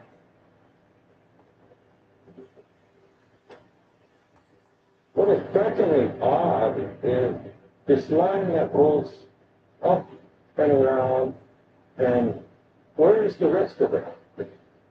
Our initial thoughts. But I'd assume if we had a lightning strike here, we'd see definitely more damage on the ground. We would definitely see debris. As you can see in the smoldering phase of this, that there's no blackening that comes up around the post in any direction. Like if we put a candle here and it started to smolder right here, we would get that black smoke residue of that carbon onto the post. So I'm going to think right based off of what you're saying. It seems as though it was something extremely hot. It exploded, but it never really incinerated, correct? But I can tell you, this is not arson, this is not chemical, and this, in my opinion, is not lightning. So what is it? That's the $1,000,000 question, Dragon. Twisted tea is a refreshing, hard iced tea, maybe real blue tea to keep it twisted. Choosing where to pursue your master's in accounting starts with what matters most. Excellent CPA exam pass rates and job placement. Flexible options. Affordable tuition. The Bryan School's MSA checks every box, so you can focus on those things. Honey, remember our road surfer road trip? Driving on the open road, wide landscapes, having breakfast with a view, discovering breathtaking places every day. It was like adventurous all of the day, wasn't it? Book now with Road Surfer. Click here to save $110 on your camper van rental.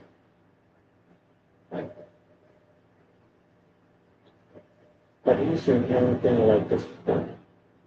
I've seen only man-made, but something that's just nature because of the light with black liquid. It's hard to speculate, but for the different areas of spontaneous combustion that I've dealt with in my career, I mean, fire investigations, there was some type of extreme. A third of that hose is missing. It is very bizarre.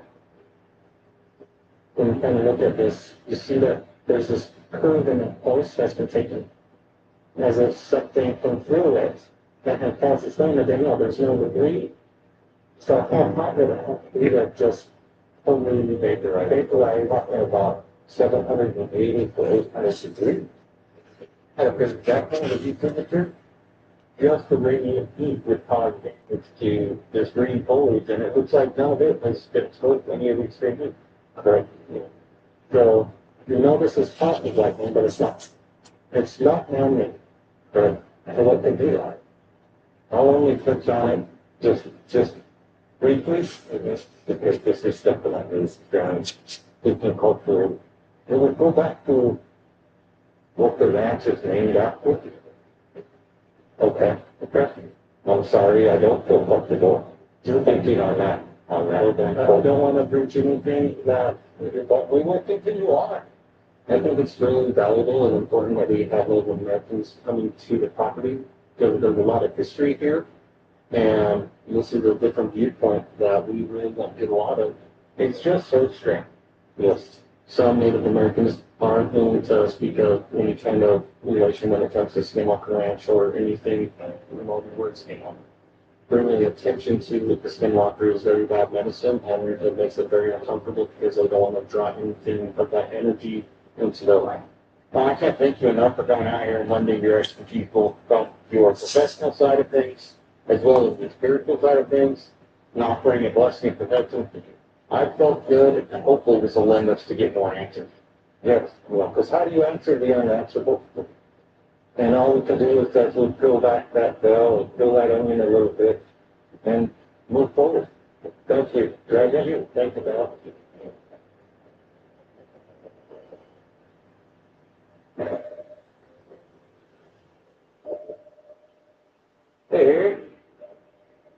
Jay on the horn yet? Yeah. And the day after we completed the control run of our two-part experiment with Jay Stratton, Eric and I processed all the data and immediately arranged a video conference to share the incredible results. Hey, Jay, how's it going? Hey, guys, how are you? All right. So, in this experiment, what we did, Jay, we put GPS sensors on the Jeep. We had the magnetic field meter on there, and we also had a Geiger counter in there that we were data logging through the entire time you got in the Jeep and went on the tour. And we timed and logged every step of the way and everything you did from the time we left the command center. And then after you left the ranch, we did a control run. And then when we got back, Eric took the data, compiled it all, and then overlaid the two data sets. And you think, well, you know, what difference does that make? Well, we were wondering, since you were here back in the Bigelow era and you had seen the things when you were here, if maybe the wrench would respond or you would stimulate a response or something. So that was the idea for the experiment. We're super excited to hear if there was a response. So I used a perfect experiment to try and see if there's some type of connection that ranch or that area makes with individuals coming outward. Well, with that said, Eric, what do you think? Well, I think I should probably run through the summary at least. You know, we have different kinds of data that Travis just took us through. Well, just go over it. I want to look at the GPS trackers. So I think what I'd like to do is a screen share. That'd be great. And bring up the control tour that we did. You seeing all that, Jay? I see at least the initial. Perfect. So, of course, this follows all of the roads that we took. And if you look at that, it pretty much looks like exactly what you did. This was without you here on the ranch. You'd already gone home. This is what we expected to see. So it was completely normal to me. Okay. Now, I'm going to bring up the data generated during your visit. I've colored it red, of course. And at first glance, it conforms to the same path. Do you notice anything about the data yet? Well, it's sparse. It's a heck of a lot of missing data points. That doesn't seem to be the case, does it? And at this spot right here, that's the drill site. We should be seeing a lot more. Yeah, than we're seeing. You should be. Yeah. So I don't know how to break it to you except to show you. But now look where the data actually is. The data went way underground. Wow. Well, that's amazing.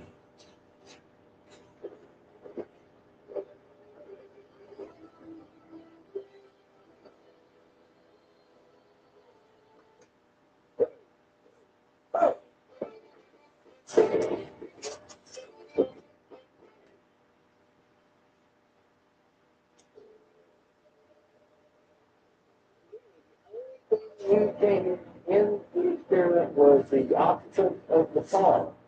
And the data goes nuts. It goes way underground. Wow. And if you look, this spot right here, that's the drill site. And then when you go to the next step, that's where you stop. So this is the tree that you saw on the thing standing up in Homestead 2. And look how the data goes way deep on the ground here. I apologize here. You know, if you use the Mesa, they're still records. We're looking at something. It's amazing. The GPS data from our experiment with Jay Stratton is just plain crazy. It shows that Jay was underground just after passing the Mesa drill site. Then, once he moved closer to Homestead City, it actually went over 1,000 feet below the surface. And what's really interesting is the control was completely different. You know, like the thing. So if you overlay on now and look, when you go underneath the ground, none of the control data is under the ground, but look at this hat. We're seeing something in that area affecting the president reactive to my coldness being the lights and leading. What can just you being in the car do with GPS sensors to make it go haywire? I mean, when I was first introduced to the ranch, folks were referring to the ranch as if it's a person reacting. Obviously, I was highly skeptical of any of that. You know, been in my life for long, I'm comfortable with referring to the ranch as a reacting. So the question is, does the ranch somehow knows you or careful? This day scroll is that the ranch really does react individually. Well, why some more than others? And why did GPS sensors suddenly go underground just after Jake passed the Mesa drill site?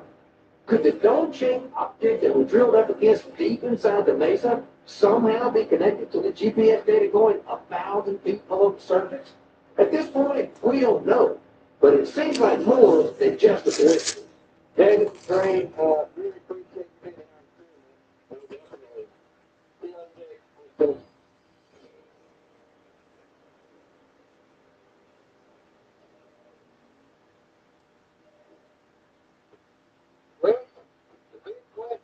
Still remains. How can we get inside the Mesa? Well, we're like we're heading something really ahead. The last time we drilled to the bottom of the Mesa, we weren't able to reach the vertical and potentially the metallic objects inside this. So now we're going to brainstorm a new approach that might work. We're going to have to drill from the top of the Mesa. The one thing we definitely know is that it won't be easy. Well, I sure am curious about whatever it is that we hit that number one is so hard. Number two, who's the friction against that drill head. Number three, caused the change in our stuff. That to me is three pieces of data that are really phenomenal. I mean, why did it not grind that drill bit down? That is amazing. What kind of material can do that? So I think we look at fascinating. I haven't found a place that you could easily do that without exploring it permanently. You know, Brandon made it clear he doesn't want that. Personally, I don't want to do that. So I've got a possible solution. I wonder if we brought that portable drill in, try to use it to vertical shaft and try to go down on top of it. We'll get a camera down there. Yeah, and we could then maybe find that hole connected to something somewhere. So we get directly above the place where the drill hit got stopped. I'd like to know exactly what's with this time right there. So we know we've got something really hard to go. I like your idea, Eric, of going on the drill head stop, because we know exactly where that bit was at. Oh, that's a great idea. Oh, let's do that. That's a great idea.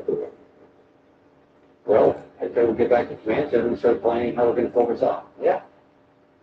We're going to go check the game camera, see where the blind.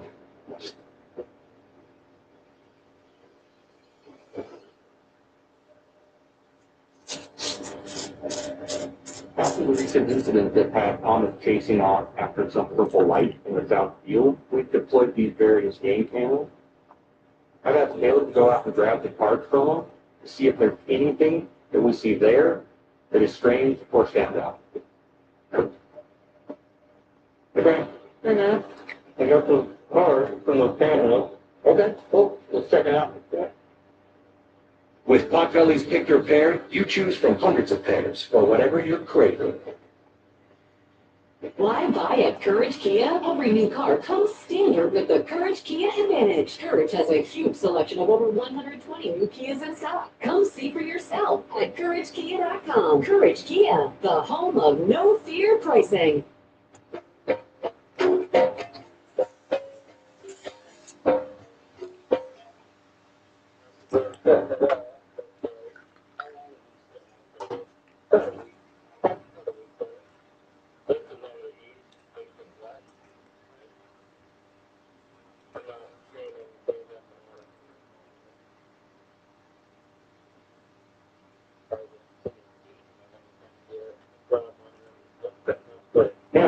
Right.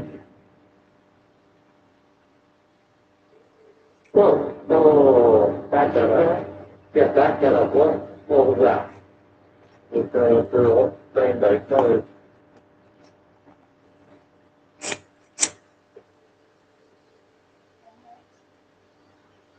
the silver work.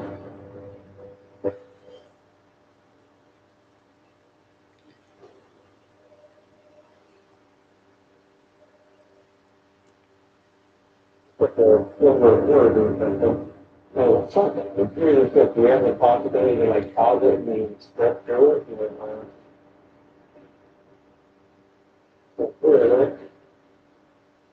The frame by frame here. Didn't you see it? It was like some little foot black thing. I thought we were in this. Yeah.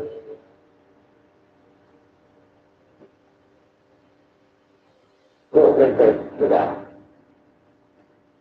But depending on how far away that is. Yeah, I mean, if it's back of the tree line, that thing's pretty big. That's the tree line. That's not. It's like one frame. One frame. And this is like broad daylight. Yeah. As you can imagine, these cameras pick up all sorts of normal things. But there was a couple frames on one of them that was really strange, and at first glance, it appeared to be a silver orb type shaped object off in the distance. I don't know whether it's exotic or not, but it's still a concern. But the hard thing is to try and determine the size of that. I mean, whatever it is, it's really fast. Up there, it looks like it's coming straight in. Okay, and I'd say if I pause it like this, it makes me think. What I'd like to do is get Eric's eyes on it. You know, he's got that video software where he can analyze everything and track everything. So we probably need to get his eyes on this. Hey, Eric, this is Brian Taylor of the Guard Jack. You copy? What do you got? So Caleb brought me the with those trail cameras that we have out on the property. But there's one thing that we'd like you to get your eyes on. All right, thanks, Eric. Yeah, let's go. See if we can get better eyes on. If this is some sort of orb, that's interesting. And it's definitely something that Travis will take a look at and analyze further. If it's not, and it's a security risk, someone trying to damage our assets, that falls on my plate. So it's important for us to get eyes on this immediately.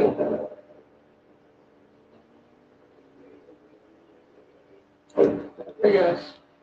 Hold on, bro. Hey, did you get that file in time? Yeah, I just got that. Okay. We'll see what it is. It's over the city of Drugs. Over the file. Yeah, so just to preface what's going on, you know, we have those trail cam or game cameras in some of the parts of the property. We got three just down there on the home side of the property. We go and put these cameras out there pretty soon after saw that sort of like, yeah, you know, within a day. I just went down there and grabbed those three card spots and put new ones in, and we just were looking at the footage and just found something that we tried to get a time on our chat. Really? Yeah, okay. So guys, maybe you would mind how deep into the interior of the property this thing. So this camera is really inside the property. It's not on the fence line. So for someone to find this, they have to be on the property except but on the other side of that, with the camera that's on the other side of the field looking at this camera, that's in. Oh. Yeah, okay. Well, we can get that. Yeah, sure. All right, here you go. Well, hold on. Right there. Oh, yeah. Well, it looks like one of these trees. Right. Is this a one-frame event? It is. It's literally one frame. So, if it's something like really exotic, middle of the day, an orb like that showing up, a sphere showing up, that's great. With an online degree from the University of Tennessee, you can be unstoppable. We're here to be a partner in that journey. Wherever you are, whatever your schedule, we'll help you turn your dreams into reality. Because with Falls Online, you can be virtually anything. Are you ready to come to a perfect journey with Turkish Airlines?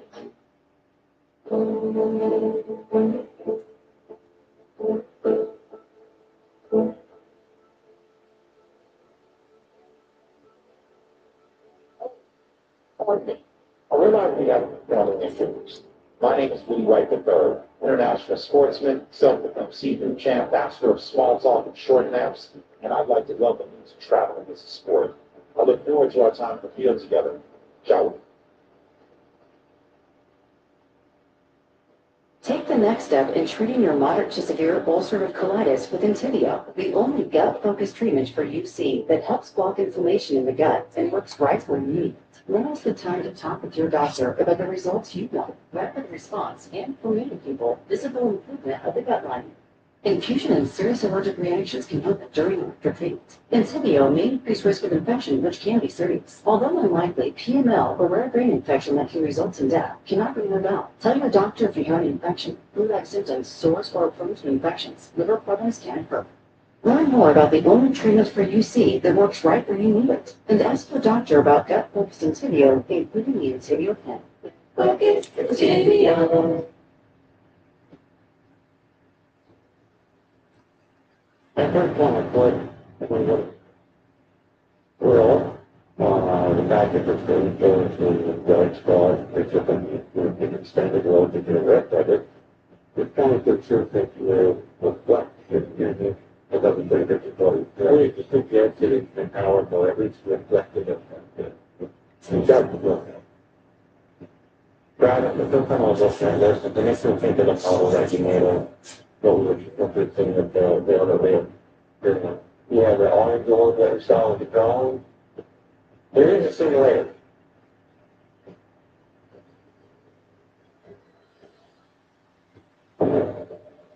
One thing that sticks out to me about this thing is the ride. The start spot at the front of it. And that orange oil that we saw that night, clearly they had a top, you know. This new metallic-driven UAV that was spotted in the south field does resemble a model I made of an orange oil that appeared during an experiment with a swarm of drones a few weeks ago. All right, we're turning on, guys. Look at that. You're going to put it right there. Go in. Yeah. It really looks like it's two hands, and looking at it, looks like it's an addition there. There's some dark spot here. But modeling that, I put this together, and this is kind of my idea of what it looks like. Why don't I bring that up in comparison? And I compare that with that. There is a similarity, you know. Definitely need to get to the bottom of this because that is the direction that burn post is at. Is something like that could generate the package to do that? Maybe. And who's to say what this thing looks like at night? I mean, what's interesting thing about that during fence post is we found it after we saw that bright purple flashes on the southern part. But, you know,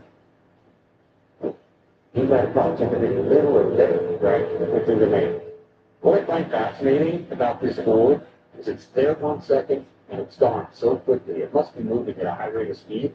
And it just so happens it's in the same area where we found the strange burnt post and a dead here. Are they related somehow? I don't know, but it's really strange. I think if this shows us anything, it's that, look, we've had a few different incidents happen down on that part of the property in a very short period of time. I think if anything, that shows us that we need to deploy some more assets down there and instrument that side of the property a little bit better. And I'll go poke around out there tomorrow, see if I can't find it. Yeah, we just need to update our time loop from there, at least in the short term. Given that it's just curious happening a lot though, it's something definitely we need to get right. And, you know, if it takes it, we could even just individual physically walk. Yeah, keep an eye on that south field. I agree. Go for it. Well, thanks, guys. Okay, thanks, guys. All right, come on, we can really hear it. Interesting finds. We're dealing with things on a scale of 512 acres of ranch here. We have a few known hot spots, but we have no idea what effects such as we've witnessed here might play out in other regions of the continent. Since I started working on Skinwalker Ranch, there's always been this idea that it responds to certain individuals. We still don't know why, who, or how. As we continue this investigation, hopefully we'll learn more about these strange mysteries.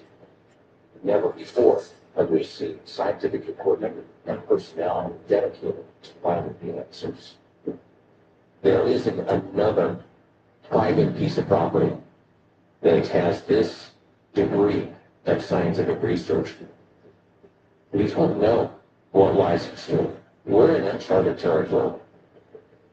But I am more willing than ever to take the risk, to explore the unknown, to discover the secret there's a walk around you.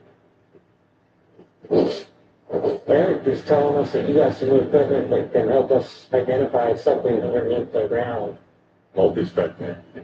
Makes interesting stuff. Documentation to show it to you. Not the bait man there, a 3 circle. So I'll make some arrangements and we'll get an excavator out here and We'll go out and dig. No, won't make it. Damn. Just partly that's Mother Nature.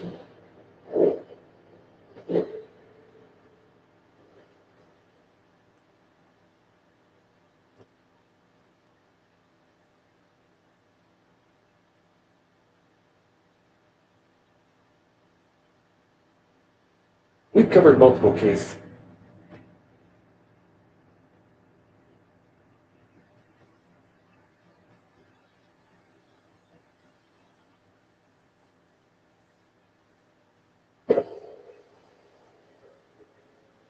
January 1943.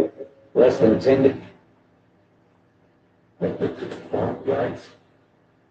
Well, for old still celebration back in September. The superiors will taste what you with a little bullshit. And thanks for this monthly scratch off, it's very level out there.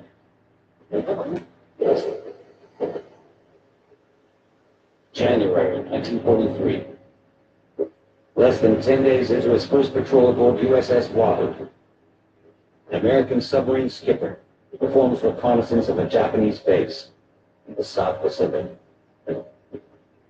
9,000 feet occupied harbor, he spots the most dangerous possible threat. An enemy destroyer. Armed with underwater bombs called Death Target, designed to sink submarines. Before the war, the decision would have been easy. Stay strong. But to defeat Japan, they'll need a new generation of commando to take the offensive. Reciprocate recon.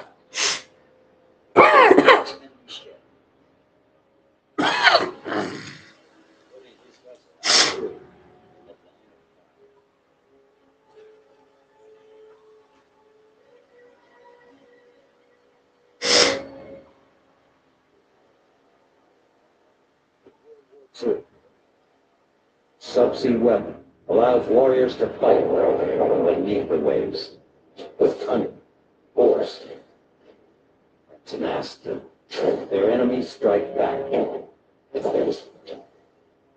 Revolutionary, but still sometimes primitive. It's a desperate bid to change the course of war. Their stories are legendary.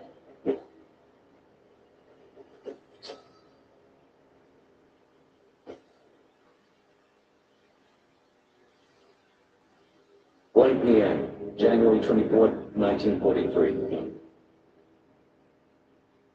As the new commander of USS Wahoo, Dudley Morton discovers a Japanese destroyer in Iwak Harbor.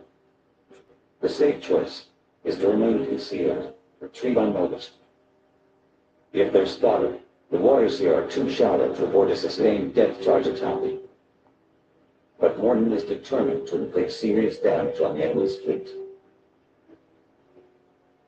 The destroyer will not be spared.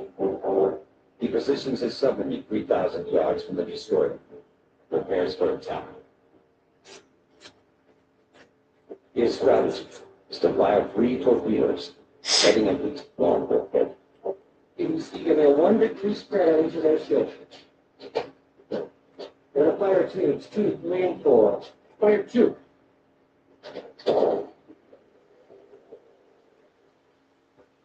Fire 3. 3 fire. Fire 4. or fired electrically. But the destroyer trips along faster than expected. All 3 torpedoes run through its wake. Morton increases the input speed for the destroyer. One fires again. But this torpedo also misses. The destroyer has changed course. The failure to land these shots allowed the enemy to zero in on Wahoo. The destroyer charges, betting it can ram the sub in the shallow waters. Morton's aggression exposes a radical shift in the risk tolerance of American submarine captains.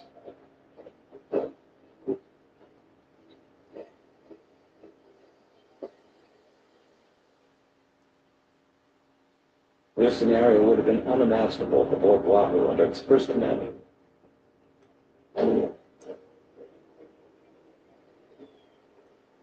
It was commissioned and brought into service just 5 months after the attack on Pearl Harbor.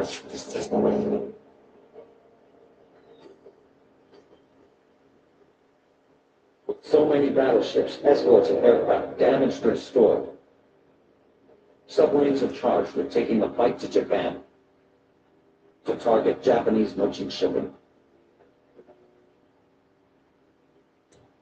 This is going to be a war of attrition. It's going to be fought every convoy, every ship. Wahoo bears the name of a fish, a tradition forged in the earliest days of American submarines. It's a Gato-class sub, 312 feet long, 27 feet across the beam. Its combination of speed, endurance, payload are almost unrivaled. The Gator is probably the biggest mass production submarine in World War II by long shots. It's about twice the size of what the Germans did. It's big for a reason. It's big because it's designed to operate very far from home for a long time. There's sufficient food and supplies on board for the crew to remain at sea for 75 days. And enough diesel to cruise nearly halfway around the world without leaking. And because it was a big sub, you could put things in extra. Size paid off big. August 23rd, 1942. Wahoo embarked on its first patrol to sink Japanese ships and disrupt supply lines. Unfortunately, its leadership did not live up to the boat's promise. The skipper was Marvin Kennedy. His crew described him as gentleman.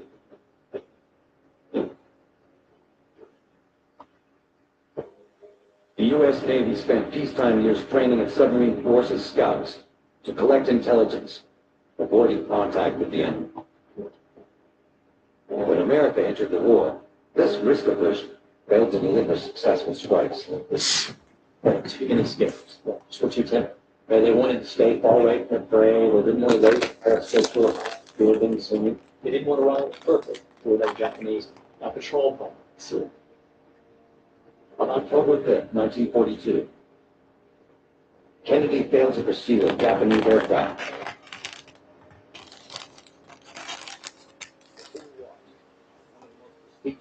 Of the war sailed from their grasp. they put a lot at risk, long distance travel, put themselves in harm's way, and then to not attack aggressively and get the sinking. They do not. It has to hurt them. Kennedy had to see it as well.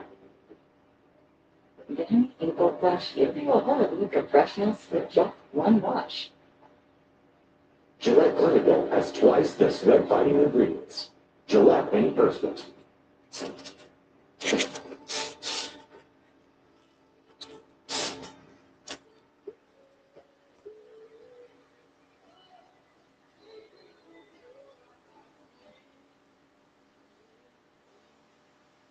Our distinctions are just your choice of black roasting pork, chicken, and salad. You can also get the big crispy fish sandwich. So get your choice of meat and free side all $7.99 on these. The meats. Easter in America, a time to reflect on remote purpose and the spirit of rebirth and renewal, knowing that through Christ, all things are possible. We drove in the most, but every day brings something new to do. The second patrol wasn't much better. Under Kennedy's command, they returned to port, with most of their torpedoes unused. In December, Wahoo's first skipper is relieved of submarine command. U.S. Navy replaces over 40 skippers, nearly 1 in 3 by year's end. America built perfect fighting machines to negate it last submarine, but didn't have the talent early in the war to be able to maximize that submarine for its full potential. Wahoo's new skipper is Dudley Mush Morton. Much more to take command of the Wahoo so instead of submarine war. He's a Kentucky Baptist. His broad shoulders, big hands, and a jaw of time magazine struggles. It's looking like a bowl, and it's kind of this James Dean liquor submarine service. Morton watched Kennedy pump with Wahoo's second patrol before taking command. He promises his men this time will be different. Morton recognizes that a lot of submarine skippers aren't as aggressive as they need to be true fighter javelins. He sees a lot of weaknesses in strategy that other troops are. Well,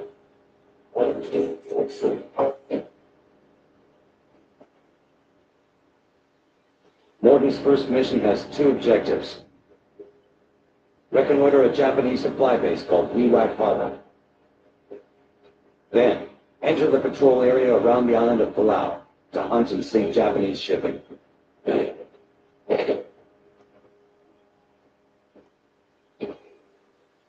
Wahoo leaves the submarine base in Brisbane, Australia, January 16, 1943. But just finding Wewak proves the challenge. The Pacific Ocean attacks, and the area sort of encompassing much of the American submarine patrol would be about 8 minutes long. The coordinates are vague. Their target lies somewhere between 4 degrees south and 144 degrees east. A grid of nearly 4,700 square miles. Without accurate charts, direction comes from an unlikely source. A crew member purchased a school atlas for his kids while in Australia. One of its maps narrows the search for Wewak. They use it to produce a hand-drawn version as a navigational chart.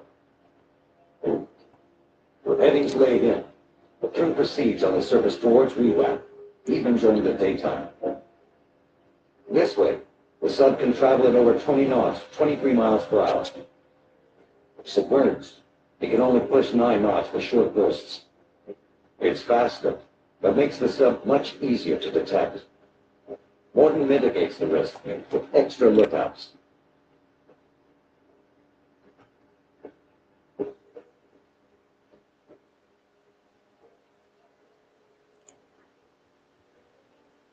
After spotting an enemy aircraft, the crew moves to clear the bridge. Since they are unsure whether the plane has discovered them, Morton insists they wait until it is within 6 miles of the sub. He weighs the risk of possible aerial bombs against more search running time.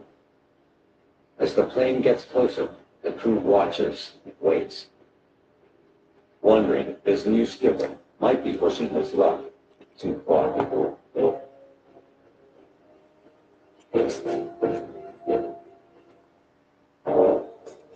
It's a risky game. Planes armed with bombs are submarine's deadliest threat.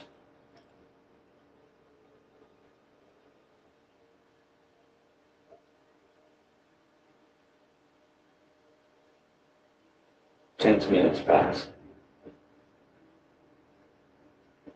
Just before it crosses into Morton's safety perimeter, the plane turns away without detecting what.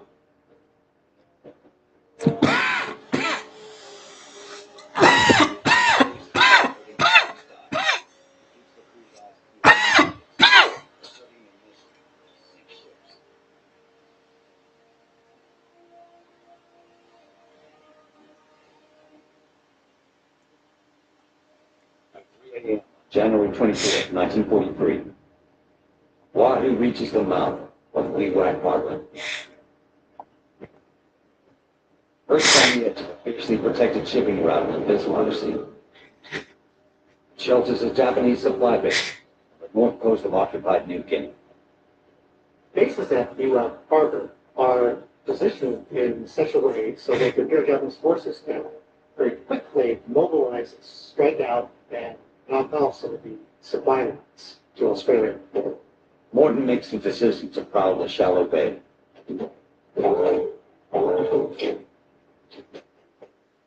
Yes, one. Empress is working hard. Keeping him dry. Only Empress Sawdust has to keep dry linen to keep him comfortably dry. Empress, behind that window. When I was on pick 6 for 1999 for Buffalo Wild Wings, get it? Junior said, they're directed restaurant. Listen, Blake's disappearing down project. Next, oyster. Scout soon, hydration lock. Last, refresh. And that oyster. Mael, lavender, and lychee. Ship or same-day delivery knows that when the batteries are drained, you need backups. Pronto, don't miss your chance to capture the moment. Get a top hat and accessories handpicked and delivered by a personal shopper. Try it today at ship.com. There's a ship in there. You feel it from the sea. It's calling to you. I've seen early mornings turn into habit, and small adjustments turn into breakthroughs. Every round, all for the mental built. That was mastery, confident, performance, style, made for how you play.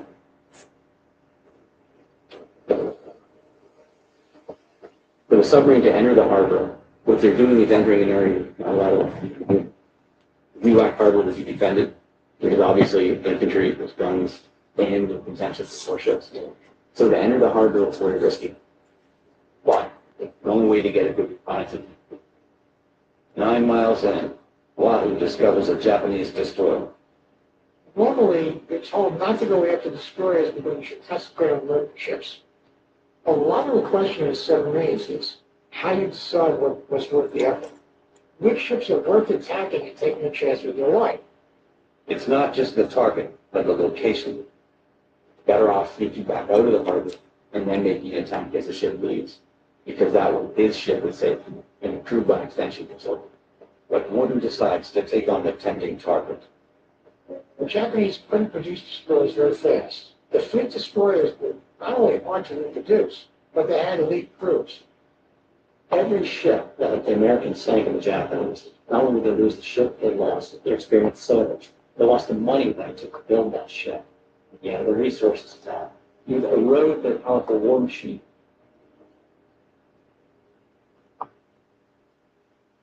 Before he strikes, Wahoo's captain such he hands control of the periscope to his second in command. Lieutenant Colonel Dudley Morgan is revolutionary in the way he conducts attacks from his submarine.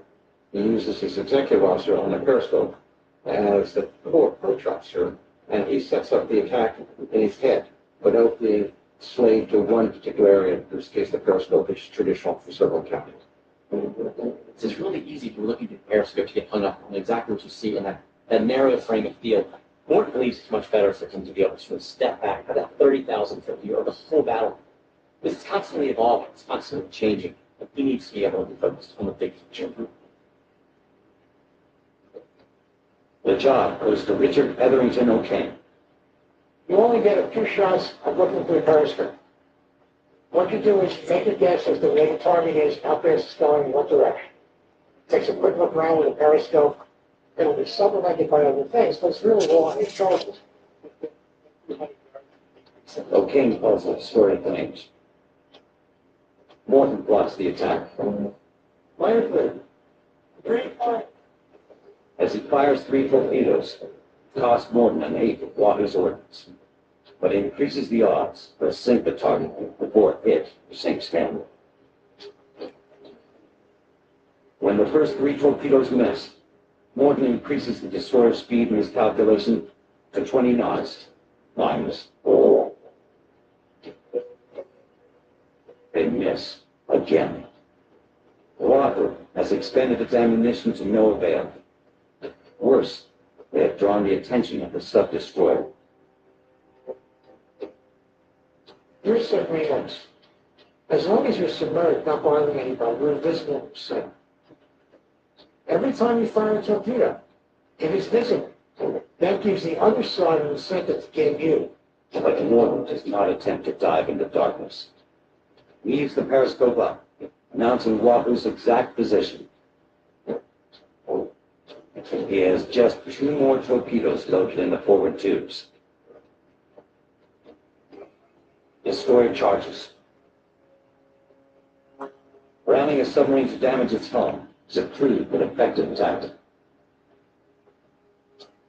For Wahoo, close proximity leaves no time to evade. Its torpedoes miss. The only option left is an extremely risky shot. Sailors call it down the throat. One aims a shot straight at the ship's narrow bow. He has nowhere off. If he doesn't, the destroyer has all the speed and maneuverability to pound into the zone, which is nothing we can do about. So he's forced to do it and try and change the attack into a situational economic damage. As the destroyer closes in, Morton's timing has to be perfect. If they fire for more than 1,200 yards, the destroyer has time to evade. But within 700 yards, the torpedo won't have time to arm and detonate. Fire 2. They release 2 torpedoes to roll.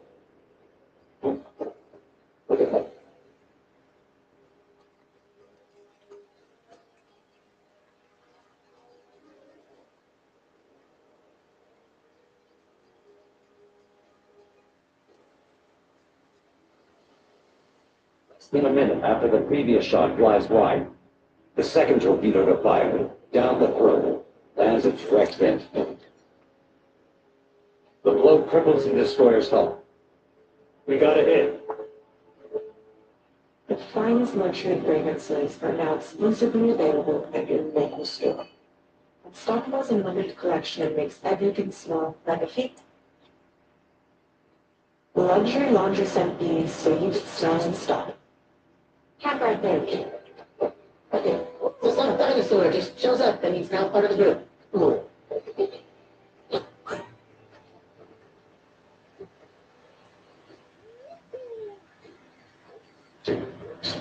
We're down by 4. It's 7. We can kill Garcia and see what we can. It's 10. It's a go. Go on. Or Oh, that's good. Chevy trucks are dependable. Chevy people who grind. They don't need permission to get going. They all have that little extra something. And maybe you got it too. Chevrolet. Together. Sure. Wahoo plunges deep under the damaged ship to avoid a collision and escape the carnage.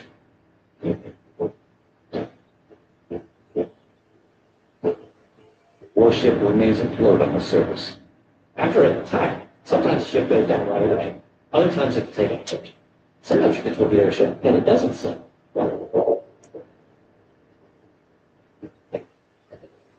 Wounded ship starts to drop its cash and depth charges.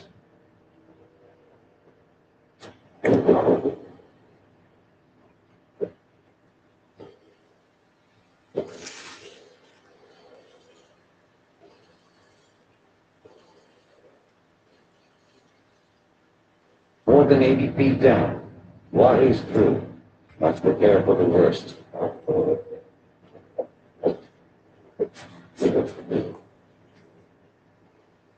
That first half of the true tells these 70 cells because you're in a windowless boat, so you can't see where the dangerous thing is. They're just trapped.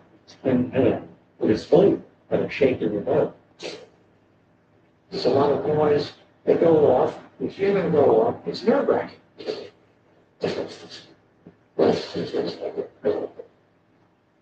Suddenly, the explosions cease. Violent cracking noise penetrates Wahoo's hull. With time, far from the boat's beginning. So you can hear this right through the heart, the sound of the water rushing, the sound of the boilers exploding, and certainly the sound of steam water boiling. The crew recognizes the sound of the doomed destroyer's boilers hitting cold seawater. The destroyer has split open. Returns to periscope depth.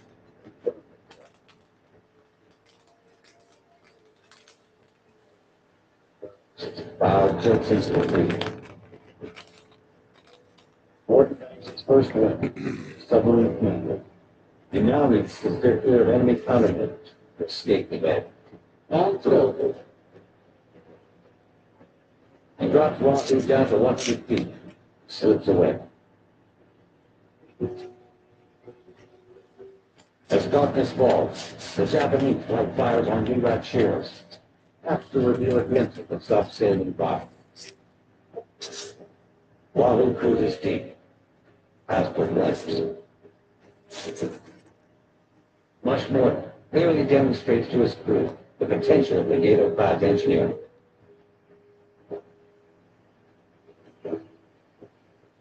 And despite the victory, he's not ready for home. They have 18 torpedoes left to sink Japanese ships. Ward and his new crew are just getting started. The next leg of his patrol takes Wahoo north towards an island chain also occupied by the Japanese. After the attack on Pearl Harbor, Japan continued its fleet across Asia. The conquest created a realm triple the size by the middle of 1942. The Japanese message that the Second World is Asia for the Asians, and doing this Asia for the Japanese. They've been fighting a war in China since 1941, really. It's very intensity since 1937. Once it looked as though the Japanese could try to intercept Asia, we want to stop. As an island nation, Japan relies on trolls to protect their energy lands. The fewest measures repeat its myth. Shipping routes first off the Pacific. The Japanese were to get down to all the routes far because they know everything is from one of the places. Not only food for the population, but also all of the roads. Bauxite, aluminum, rubber, the tires, pipe, and more for the she's the most vital thing to fighting battleships, fighting against the population. And really, they depended on American pilots. The Japanese economists come off of the world to buy and bring them and then filter to build the war goods out of it. It's pure forge.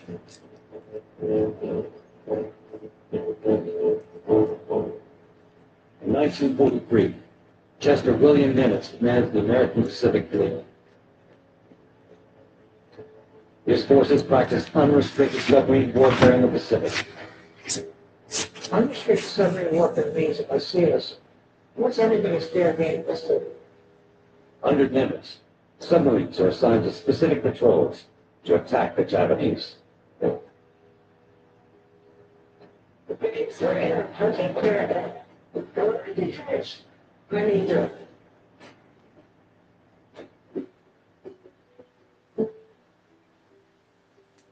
Two men in a dump truck. You can unlike your face. So you have room to dream.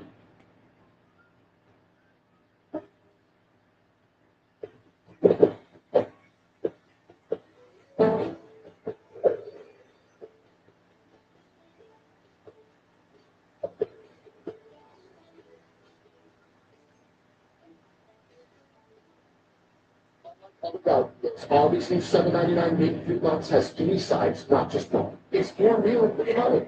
Seriously, it's more real for your money.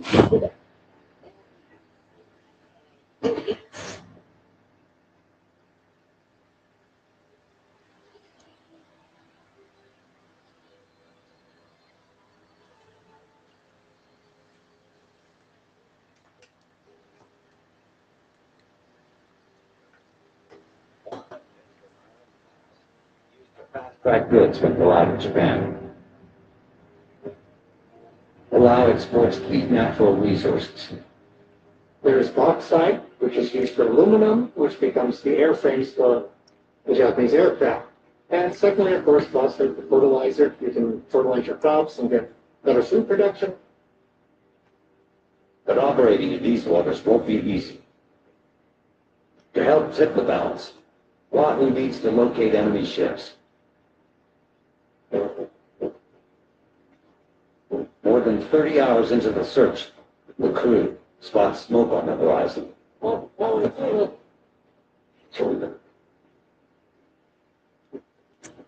Wahoo has found not one ship, but three. A Japanese convoy. Two freighters carry goods. The third is a troop transport. Morton knows that Allied convoys were perfect targets for Nazi Germany. The Germans, flying almost U-boats, the Wolfpacks were a way of finding the convoys concentrated against. In the Pacific, Morton faces these three ships alone. You're by yourself, keep an enemy knows. You have to be very self-reliant. Every time you do anything, you're exposing yourself to destruction. Wahoo's new skipper must decide how to strike an entire convoy. Who's on target?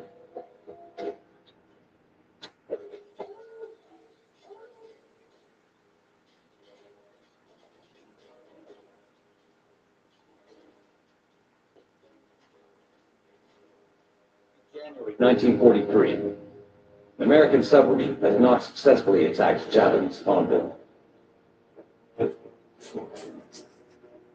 The choice: make Morton and Wahoo famous and infamous.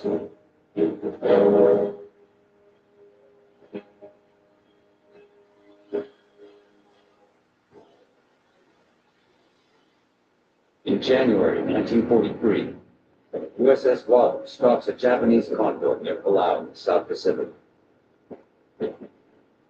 The assault will expose Dudley Morton's submarine much longer within enemy waters than attacking one ship. Submarines are uniquely vulnerable to attacks from depth charges, aerial bombs, even gunfire. The more aggressive you are, the more chances you give the enemy to get you.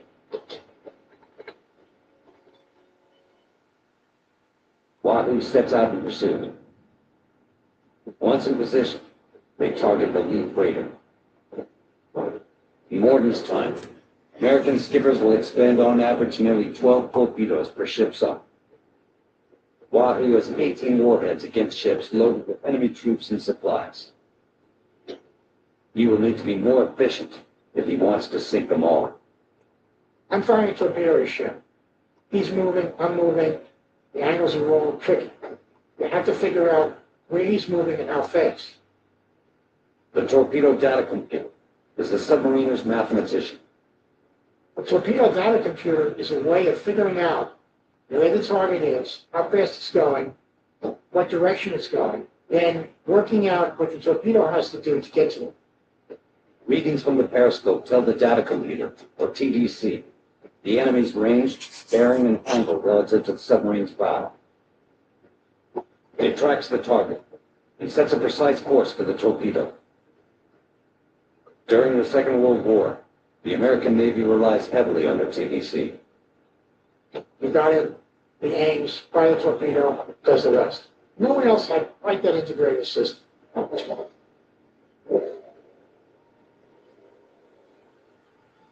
First two torpedoes race towards a Dakar Marine, a Japanese freighter with a 56-foot beam.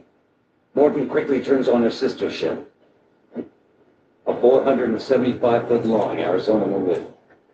Stand by for. All right, stand by. Fire forward. The Mark 14 steam torpedo leads a wake, a very visible wake in the water. So as the torpedo is fired, you're literally